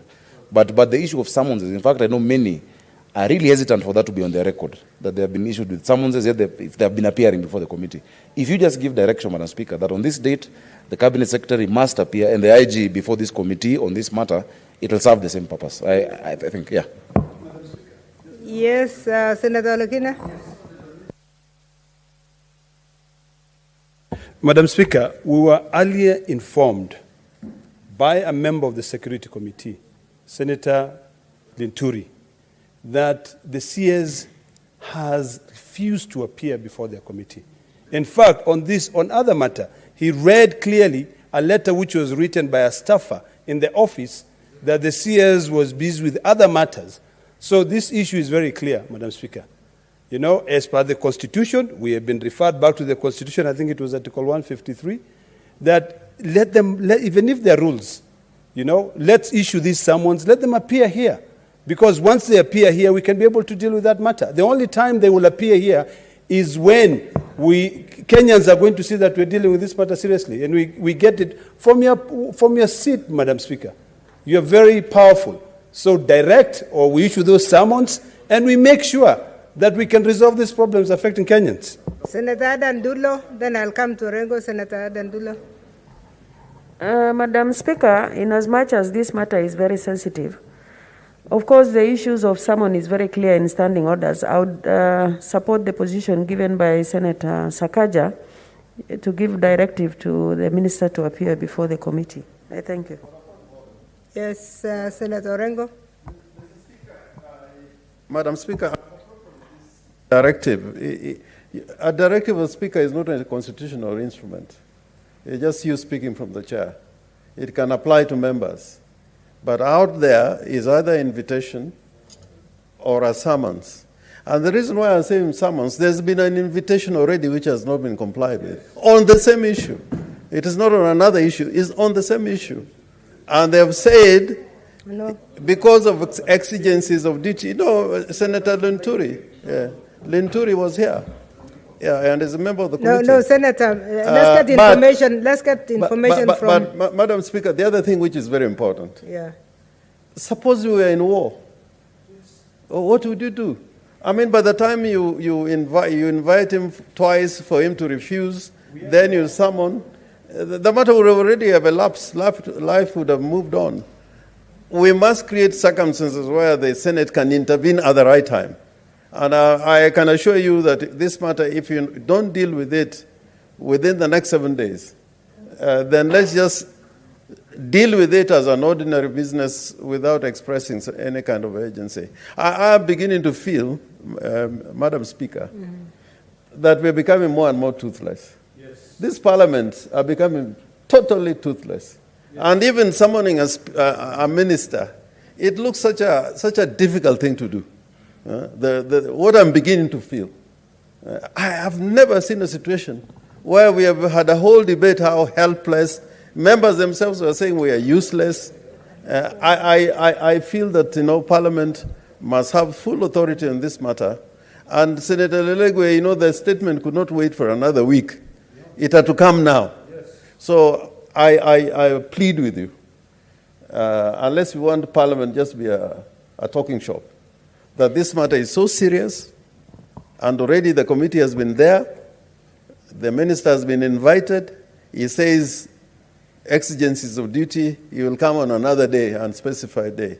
I think this is the time for you to put your foot down and say he will appear. If he doesn't appear, it will not be our problem. It will be his problem because we know how to deal with it. And I know the courts sometimes were very hesitant about punishing ministers for non-compliance, but they're now doing it. And non-compliance with a summons is a constitutional violation because it's a right that flows from the law. It can be a basis for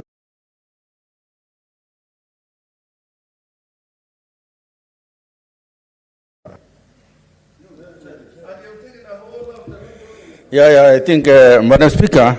Yeah, just information. The matter which Senator Linturi referred to actually was not on this matter.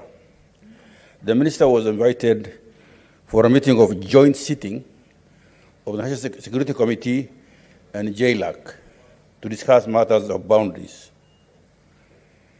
So it's not true that we invited him for this matter and they declined to come. Much as serious as it is, it was not the same matter. In fact, that matter was a different one, which was the joint sitting of both committees of security and legal affairs. Thank you. But I still think that what Sakaja said, maybe direction from the chair is very strong. I don't know. Honorable Senators, I said the difference was 1 day. Whether the committee was going to be available on Friday for the summons and whether members would be available on Friday. And we know what our Fridays are. So really, it's us who will not be available on the Friday because a lot of us move. So call it direction. Even what I gave earlier was a direction, by the way. That we invite, let him come or not come on the Thursday, so that we don't go beyond Thursday. We want a day when all members are available. And then we'll be able to handle it from there. I think that does not reduce the powers of the committee, neither does it reduce the powers of the House. So I would like to still persuade you to accept my earlier ruling that we invite the minister to come on Thursday, or what did we say? Direct the minister to appear on Thursday, because Friday is going to be a problem. Alternatively, we move to the next week. Yes, Senator Olegina.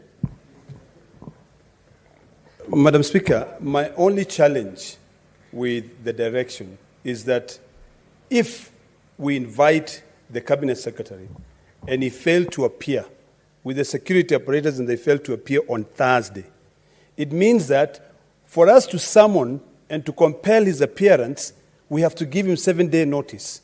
So the only time that he can be able to appear will be the next Friday or the other week. So this issue of invitation, and Madam Speaker, let's just divorce our interest from the interest of the people. We might have an interest with the Interior Ministry or the security operators in this country, but this time we are dealing with the issue of people whose livelihood is being affected. So I would like to beseech you that we don't dilly-dally on this matter. We proceed and issue summons. Let's deal with this matter. It's a matter of national security. If the president himself can declare the drought issue in Laikipia and countrywide as a national security, the issue of our cows being killed, people living without, Madam Speaker, there are people who cannot go to school. We want sanity. Senator So Ladama. I really would like to plead with you that instead of dilly-dallying, let us move ahead and let him appear on Friday. We will come here. We are elected to represent the people. What business will we have going to the grassroots if we cannot be able to deal with a matter of national concern? So I really would like to plead with you that instead of wasting our time, let us issue the summons because invitations will not be honored. Honorable Senators, the issue was, do we summon him to come on Friday? And the question was whether the members will be here for Friday. I think that is what we are saying, that because Friday becomes tricky for most members, and we don't want, again, to fail the same public by not appearing on the Friday. Fridays have been a disaster for our committees. So the question was, do we do that, or we invite him, direct him to come on the Thursday, and then if he doesn't come, then we deal with it? Because I can see the consensus is, I had already directed, and please let's stick to that. Let's invite on Thursday, yes?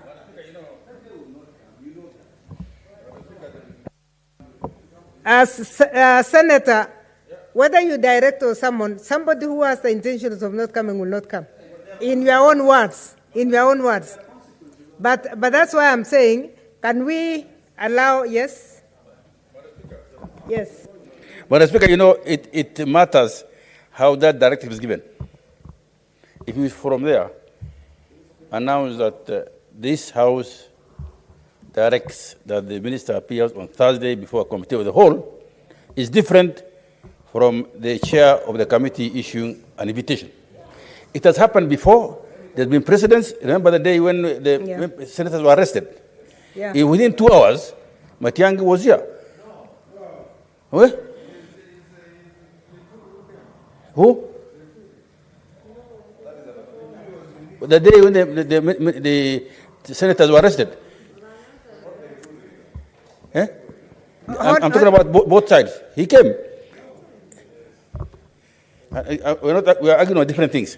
I'm saying I think, instruction from there actually is weightier than instruction committee issuing it. Yeah. Okay, so let's release that instruction from the Speaker's hand that the security apparatus appear on Thursday. Let's deal with it at that time, 10 o'clock, and appear before the whole House. Thank you.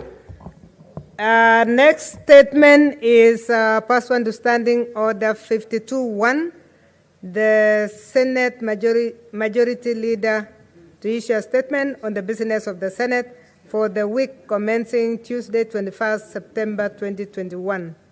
Senator Dulo.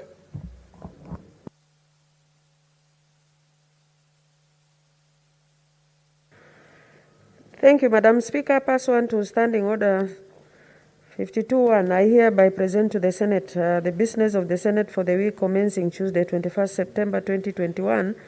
Before I proceed with the statement, allow me to take this opportunity to thank all honorable senators for passing 5 bills yesterday, Wednesday, 15th September 2021, which are now being prepared for transmission to the National Assembly. The bills are the County Government Grants Bill, Senate Bill number 35 of 2021. Number 2, the Mental Health Amendment Bill, Senate Bill number 28 of 2021. The Basic Education Amendment Bill, Senate Bill number 4 of 2021. The County Licensing Uniform Procedures Bill, Senate Bill number 32 of 2021. And the Salaries and Remuneration Commission Amendment Bill, Senate Bill number 31 of 2021. Madam Speaker, looking forward, the interest of the Senate is still high. There are now 9 bills at the Committee of the Whole stage and 22 bills at the second reading. These bills are allocated slots in the weekly program of Senate business that is circulated every Friday. I urge respective movers to be on the lookout so as to know when the bills are scheduled on the order paper and to be available in the Senate for debate on the bills.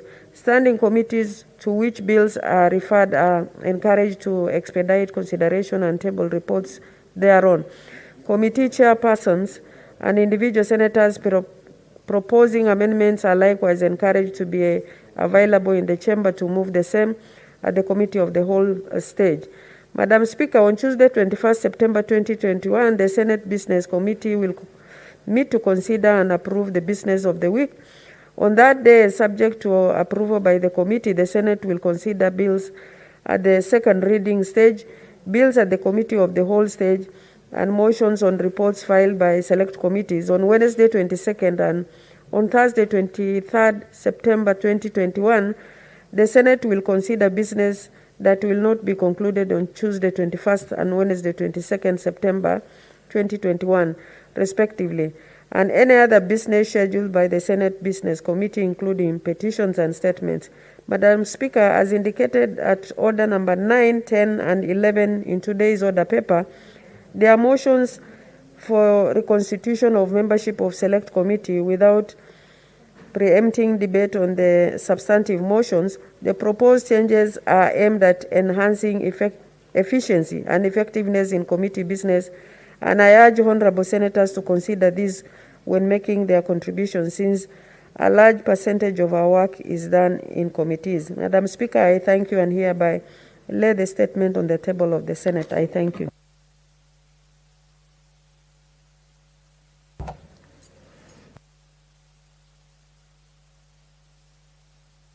Next order.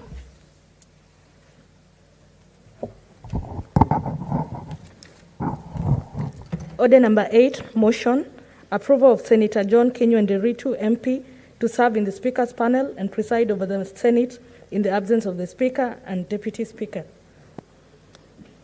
Majority Leader.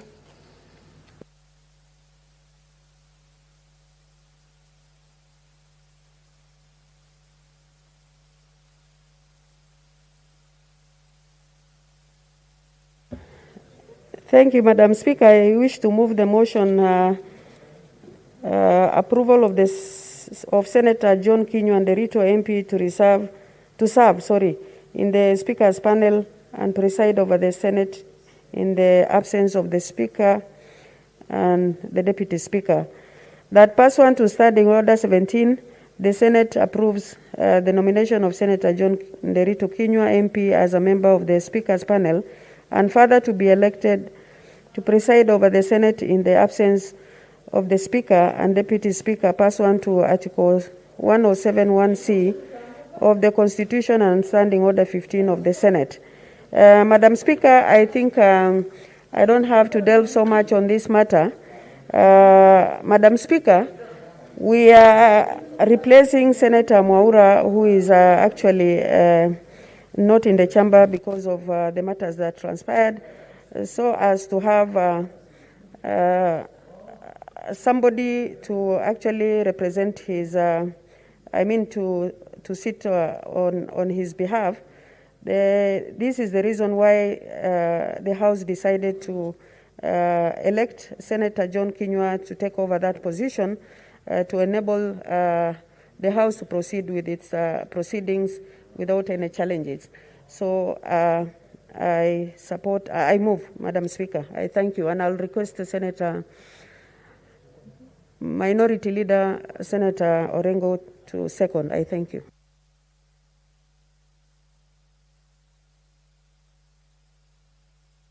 Madam Speaker, for the reasons that have been explained by the Majority Leader, I second.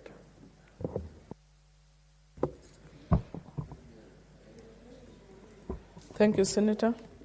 I propose the question that pursuant to Standing Order 17, the Senate approves the nomination of Senator John Kenyatta MP as a member of the Speaker's panel and further to be elected to preside over the Senate in the absence of the Speaker and the Deputy Speaker pursuant to Article 1071C of the Constitution and Standing Order 15 of the Senate. What's the point of order?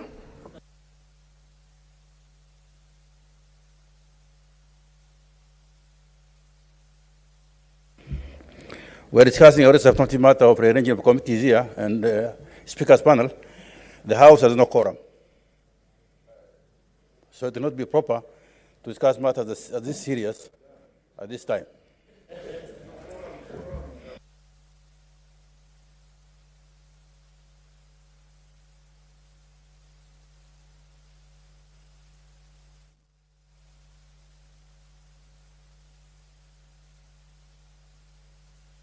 Senator Dulo.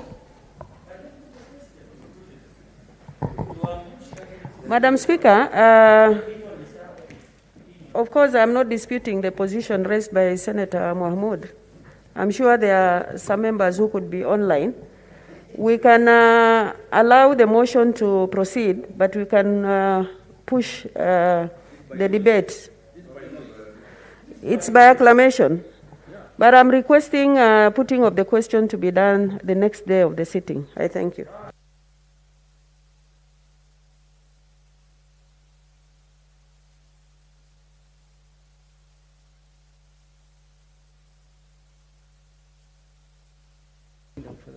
Honorable Senators, the most important thing we should do is just to determine whether we have quorum or not.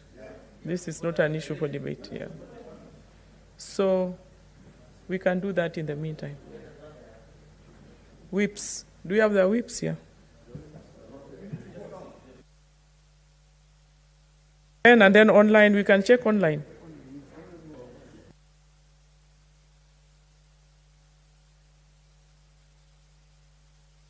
Quorum, so we can continue. So, is there, I don't see any interest, so I put the question.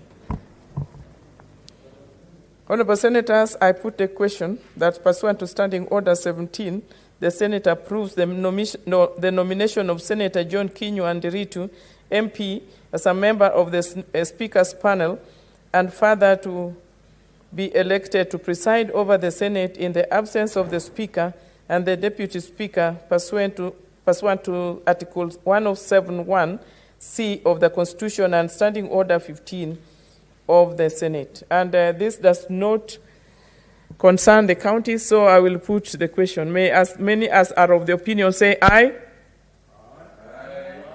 And those of the contrary opinion say nay. The ayes have it. Next order. Order number 9, motion, approval of senators to serve in the Committee of Powers and Privileges. Majority Leader.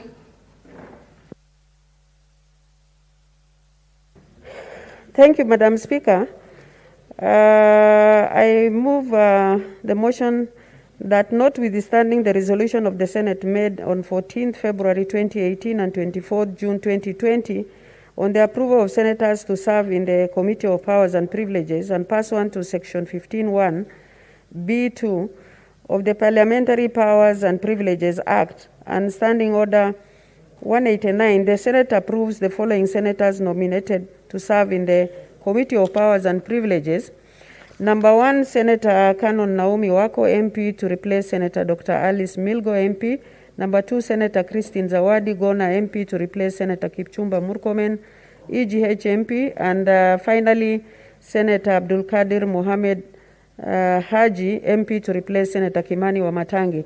Madam Speaker, without spending a lot of time, I've explained in the Majority Leader's statement. The reason is very clear. So I move the motion and I'll request Senator James Orengo to second. I thank. Madam Speaker, again, for the reasons stated, I do second the motion. Thank you, Senior Senator. I propose the question that notwithstanding the resolution of the Senate made on the 14th February 2018 and 24th June 2020 on the approval of senators to serve in the Committee of Powers and Privileges and pursuant to Section 15(1)(b)(2) of the Parliamentary Powers and Privileges Act, the Standing Order 189, the Senate approves the following senators nominated to serve in the Committee of Powers and Privileges.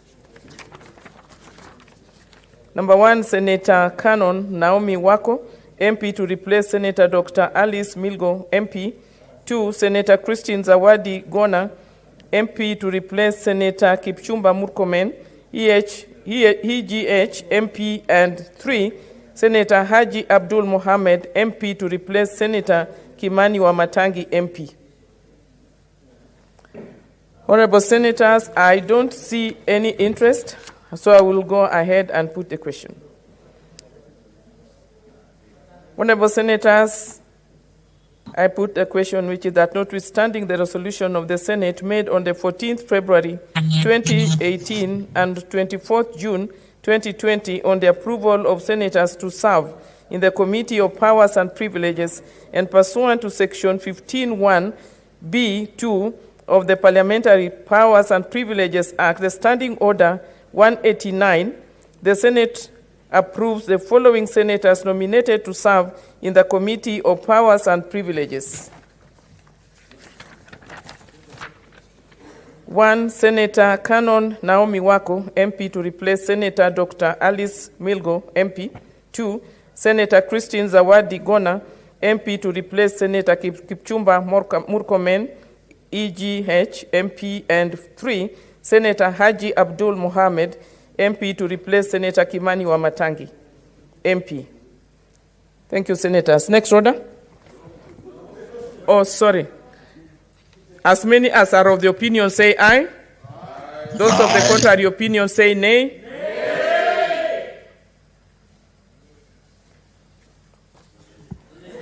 The nays have it.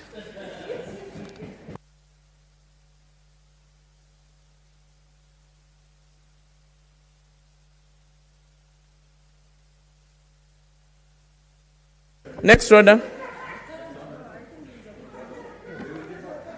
We are on order number 9. That's what we are. Order number 10. Motion, approval of Senator Professor Samson Ongeri. Honorable Senators, let's have some order. Order number 10, motion, approval of Senator Professor Samson Ongeri, EGH, MP, to serve in the Sessional Committee on Delegated Legislation.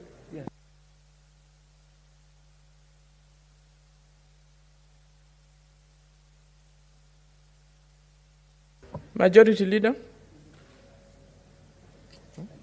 Sir.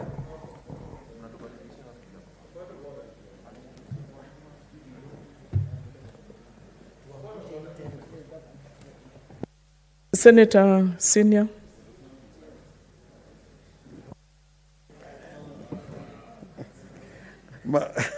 Madam Speaker, I can hear what Senator Cherargei is saying. He's come here with a hatchet. But, Madam Speaker, I think to be realistic, during the day, I was not quite satisfied that we are all reading from the same script on the question of the reconstitution of these committees. And therefore, instead of just proceeding and knowing the likely outcome, I stand under Standing Order number 105, paragraph 1, and move that order number 10 and 11 be deferred, debate to be deferred on those two orders. And if that happens, Madam Speaker, I will suggest that before we bring this motion to the House, the two motions, we have a Kamkuji the earliest part of next week, so that there's general agreement. My position normally is that the constitutional committees is a mandate of the House. And if the House is not in agreement, then it cannot really be called a committee of the House. So, Madam Speaker, I do move and ask for a volunteer to second.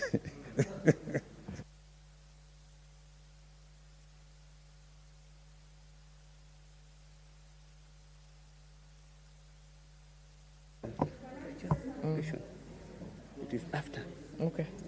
Honorable Senators, I understand the request by the Majority Leader, but according to Standing Order number 105, the adjournment or debate should be made after the motion has been read and seconded, and then thereafter we can.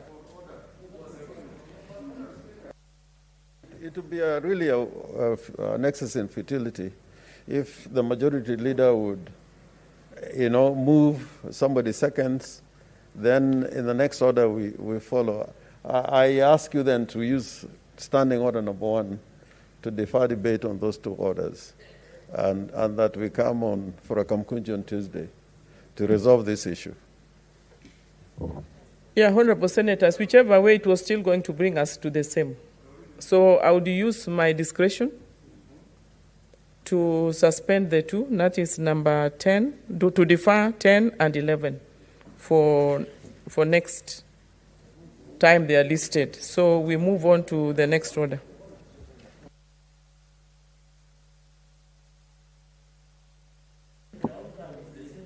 Order number 12, the Law of Succession Amendment Bill, Senate Bills number 15 of 2021, second reading. I don't see Senator Halake in the House. Next order. So that one is deferred. Order number 13, the Public-Private Partnership Bill, National Assembly Bills number 6 of 2021. Senator Majority Leader, that is on the second reading. Majority Leader, are you ready to move that one? Number 13.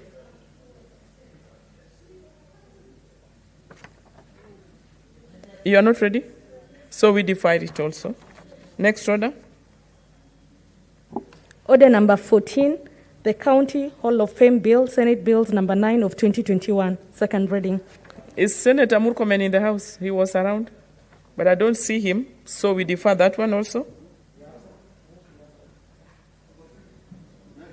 Next order.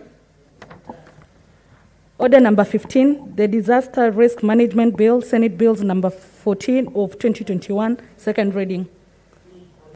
That one is Senator Sakaja. Are you ready to move forward? Okay. So Senator Sakaja. Thank you, Madam Speaker. Madam Speaker, I'm always ready. I didn't think it would come today, but this being a bill that I sponsored jointly with Senator Mutula, I am able to move it. So, Madam Speaker, I beg to move, Madam Speaker, that the Disaster Risk Management Bill of 2021 be read a second time. Madam Speaker, this bill is a very important bill. This is one of the bills, Madam Speaker, that this House had already passed. And subject, or rather subsequent to the court ruling, the ruling which was made in favor of the Senate, then this bill was one of those that had to be republished. But we had already passed it as a Senate, and this bill had gone on transmission to the National Assembly. Madam Speaker, really the reasoning behind this bill, or the purpose of this bill, is to establish a model, or rather a system through which we can manage the disasters in this country. Madam Speaker, this is to establish the National Disaster Risk Management Authority and County Disaster Risk Management Committees to provide for a legal framework, Madam Speaker, for the coordination of disaster risk management activities and for connected purposes. And Madam Speaker, I will urge members to really go through. The bill is available on the devices, and any member can be able to access it. Very quickly, Madam Speaker, I think we all know what has been happening across the country. And I'll give really an example. In Nairobi, every so often, every 2 weeks, every month, there is a fire. There is some form of disaster or another. We had a building collapse recently. We've had workers at a construction site where an entire crane fell and killed a few people just on the day when we were having this funeral service for Senator Prengei. And it's almost become a norm. Madam Speaker, in fact, I at some point said I've stopped going to Gikomba, because every so often we go there, we make huge statements, but there is no authority that really can follow up the arson in Gikomba market. Madam Speaker, it has been a pain to me as a senator for Nairobi that, property worth millions, lives are at risk, property is lost every so often when a disaster strikes. Yet there is no model or framework through which it can be, dealt with. Just the other day, Madam Speaker, there was a fire in Westlands, in Kibagare. And it's just because I was able to pick up my phone and call the relevant authority, the people on the ground didn't know who to call. It cannot be then that we respond to disasters based on who knows the senator, or who knows the governor, or who knows the CEC.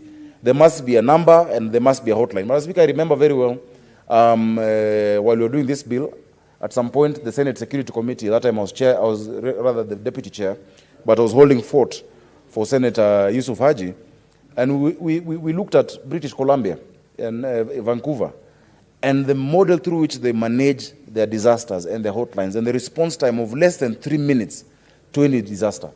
A lot of lives that we have lost in Nairobi City could have been saved if we had a proper framework for disaster management. A lot of property that has gone up, and many of us, Madam Speaker, in our culture, many people don't insure their property.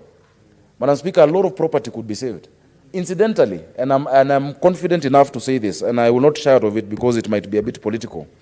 When I've done investigations on a lot of the fires in Gikomba, Madam Speaker, those fires have been caused by 3 reasons. The first reason, Madam Speaker, is people who've been prospecting for that land. And we've made pronouncements that that is public land, the entire 12 acres. No one should think that you'll ban and move the traders away. But the second 2 reasons, Madam Speaker, are the ones which are much more disturbing.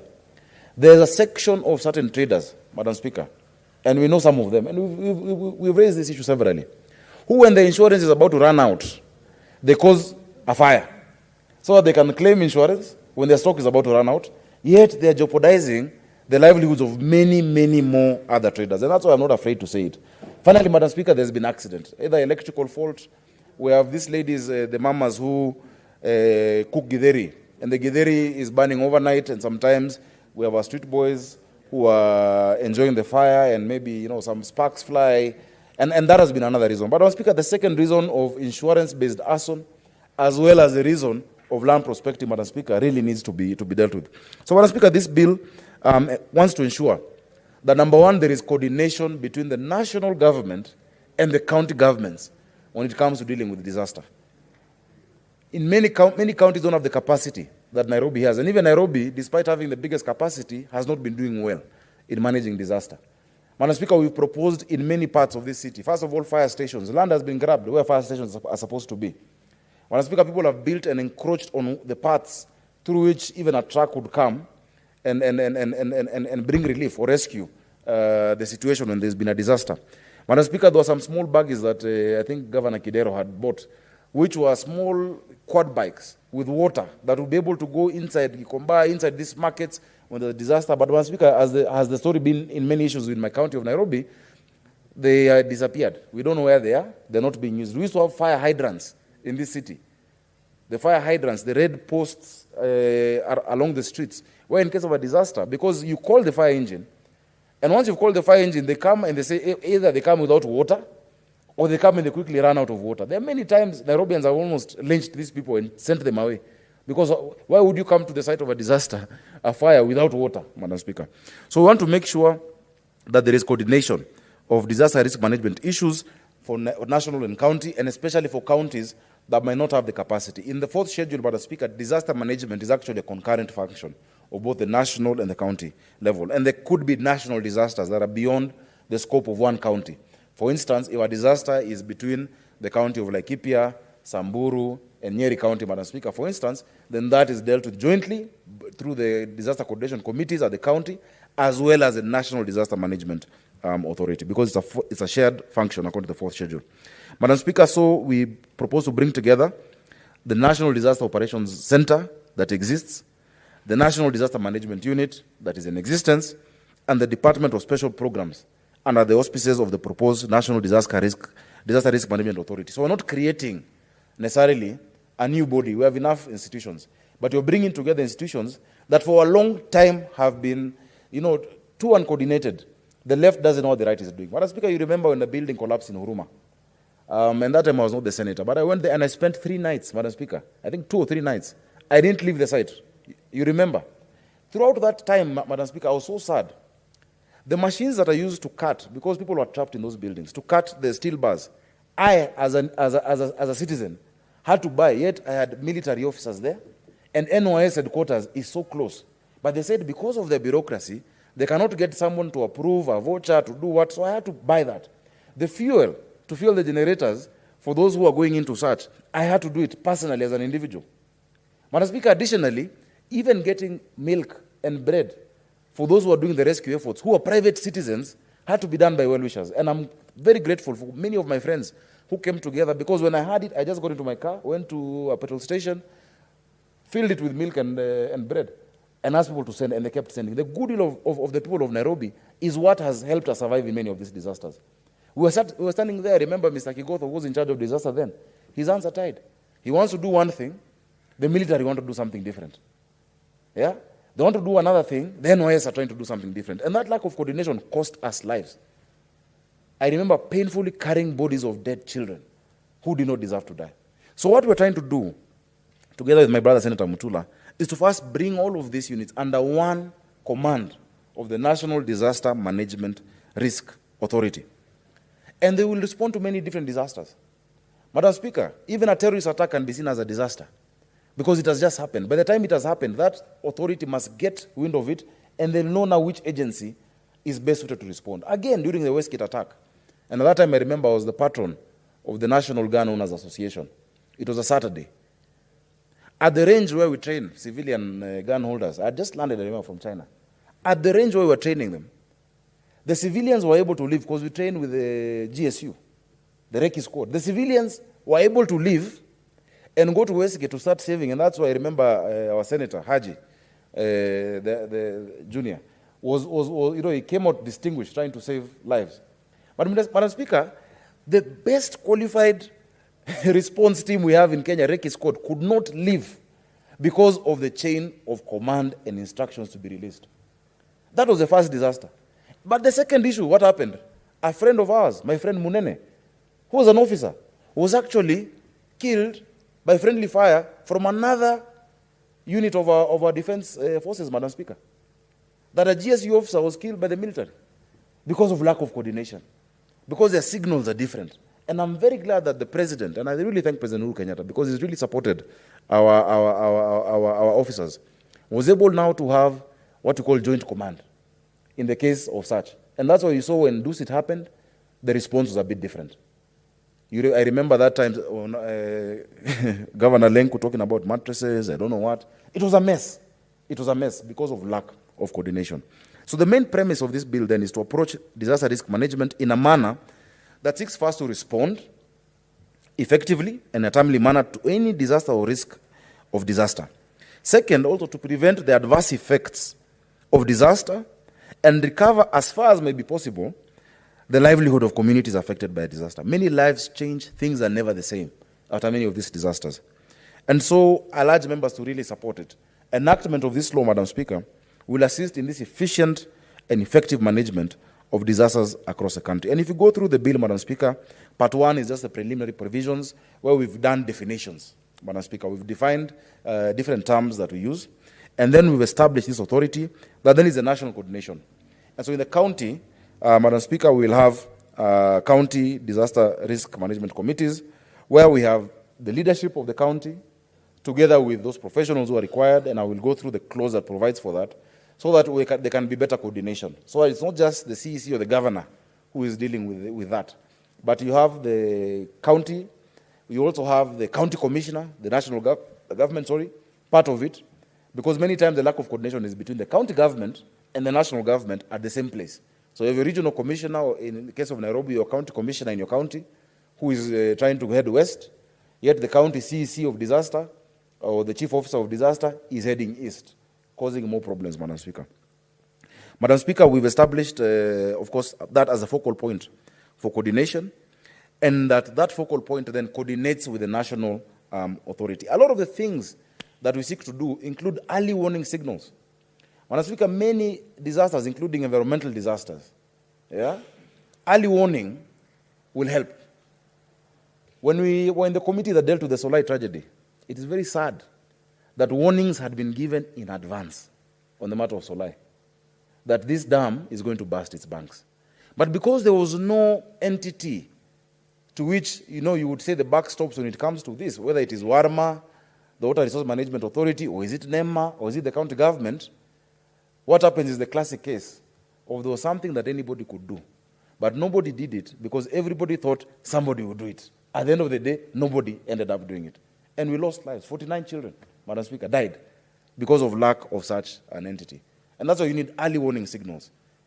It is not lost upon us, Madam Speaker, the counties where we come from, where you come from, around the lake, the flooding that happens every year, in Budalangi, the flooding that happens, I think, when Nyando bursts its banks, if I'm not wrong, River Nyando. There must be something that and I said earlier, insanity is doing the same thing every day, repeatedly, and expecting different results. So we need those early warning signals. And for us also to understand where are these hotspots. Madam Speaker, I can give an example in Nairobi, apart from the markets of Gikomba and some of the trade areas. One constituency that always has fire is Mathare constituency. We know it. We've told Kenya Power, and I remember going to Kenya Power, Senator, telling the management, please, come with us. Let us make sure there are safe connections. Because it is power connections. If you're charging people so much, they will take power for themselves. And you cannot let that vehicle will not enter Mathare unless it's accompanied by leaders. You remember Honorable Ndolo of the famous quote of Ukiona Wao. And he said weka tire, but he said in quotes, Madam Speaker, he meant when you see them and they have a puncture, help them by putting a tire. Of course, we know that's not what he meant. But Madam Speaker, that is what's happening in my county. Because of the high cost of living, and I've just explained today from Korogosho, where I've come and I walked through Kariobangi, they're just saying, mafuta, fuel is too high. So because of that, people then get these illegal connections, and the tap electricity itself is very dangerous. But because of the load of that electricity, sometimes they even go into three-phase to go into the Mabati structures. There is a fire almost every 2 weeks. You can ask Honorable Loch, he'll tell you.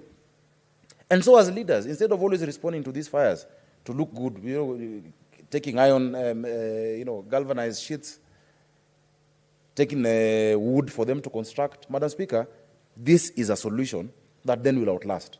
Because we don't want to be ambulance chasers. That every time, yesterday there was a fire in Gatina, in Kawangware, and I've seen leaders went there today. We thank those leaders. Yeah, I saw His Excellency Musalia Mudavadi went there, he's given some support. Thank you. But that is not sustainable. We can't keep doing that. Madam Speaker, we can't keep going and speaking angrily that something must be done about Gikomba, something must be done about Westland, something must be done about Mathare. This is what must be done. Creating that coordination with the early warning signals. For us, okay, so we know then this place is a hotspot because of power. Let us address that issue. We know this other area of the industries is a hotspot because of the kind of effluent that they're releasing. Let's deal with that issue. Then we will have a coordinated way of dealing with disasters in this country. Madam Speaker, we also provide for a fund. Madam Speaker, this provision, we've put it in such a way that it's not a money bill, because it's a provision on the establishment on objectives of what that fund will be. Then it gives power under the PFM, which is passed by the National Assembly, for then the Cabinet Secretary to do it. So in effect, we're not necessarily creating the fund here, but we're providing the framework through which that can be created, because we will need to resource disaster risk management. Madam Speaker, a county like Tana River, and the Senator is here, might not have, they have a lot of disaster, along the Tana, but they may not have the resources as a county to necessarily deal with it every year. Otherwise, it'll overshoot their budget at the county level.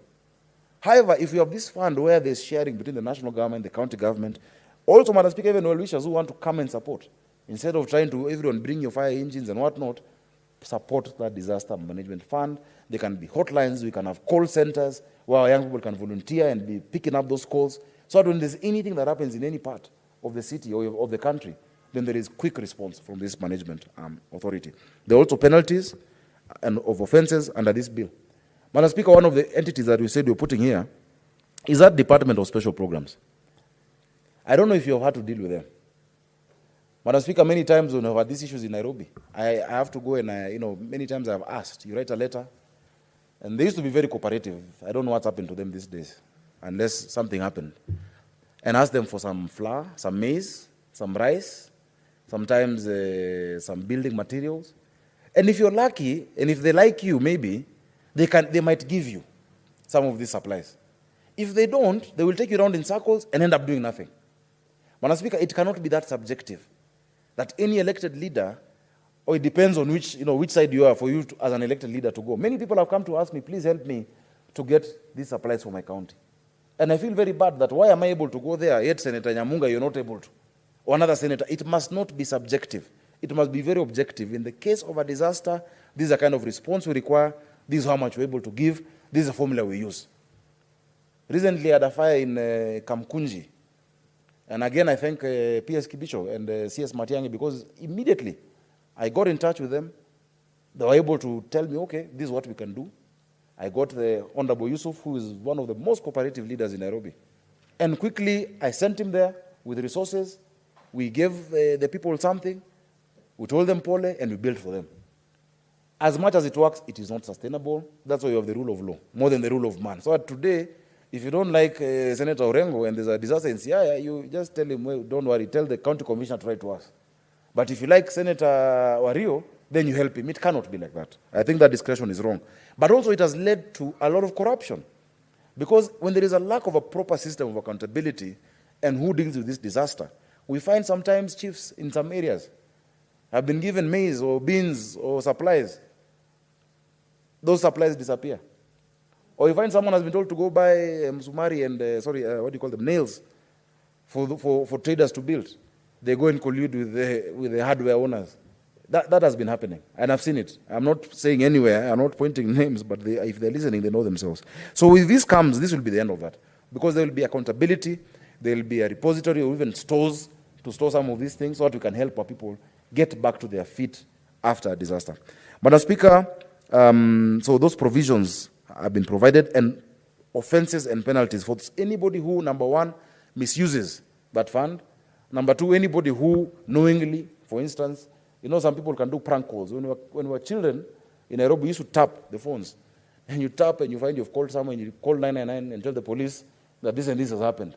Or you tell the fire engine, this and this has happened, yet it has not happened. So if you're caught also lying, there must be a penalty. Because imagine deploying 10 trucks to go all the way to the site of a disaster, yet there is nothing. And then there's an actual disaster elsewhere. You might actually cost lives of people. So we've given legislative powers that we delegated to the Cabinet Secretary responsible for matters related to this disaster risk management, as it is that is most likely the Minister for Devolution or Interior, actually, because some of these entities, and that was the problem. You find one entity is under this ministry, another NDOC is under another ministry, the disaster management unit is another ministry. So they'll be all under one minister who can be able to deal with that and to make sure that staffing is done. Of course, in the transitional provisions, we also provide for the transition. I remember the other bill I had done. You remember the first time we did one on National Employment Authority. The president sent it back, and I was very hurt.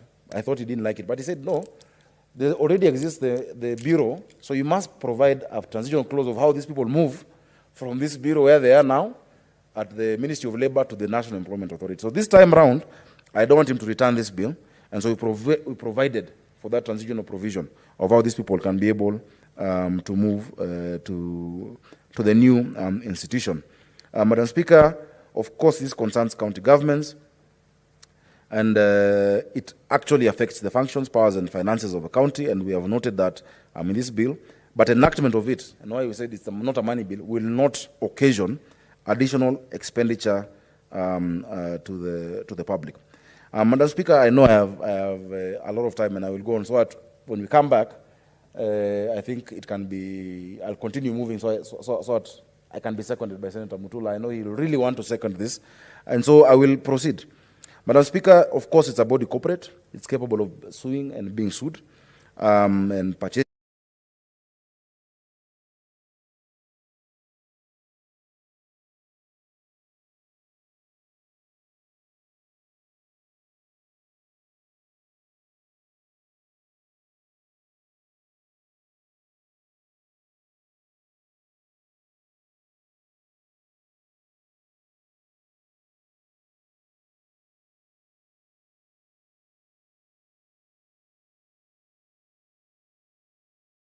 Supposed to be done from. What has happened? It's been taken. Even this fire station in Nairobi town was at risk. Imagine the audacity It's like trying to grab KCC, which incidentally had also been grabbed. You know, the fire station in town was at risk of being grabbed. In Eastlands, I have so many spots, and I know, which are a threat, and some have actually been grabbed. So the first thing is to reclaim all of these properties and equipment that is necessary for doing that. So the authority, number one, will adopt a coordinated interagency and interministerial approach in disaster prevention, mitigation, response, and recovery activities. Will be the central national agency in implementing these activities, of course, sets the policy. They will advise continuously the national and county government on management measures of disaster risk, which is extremely important for them to get that advice.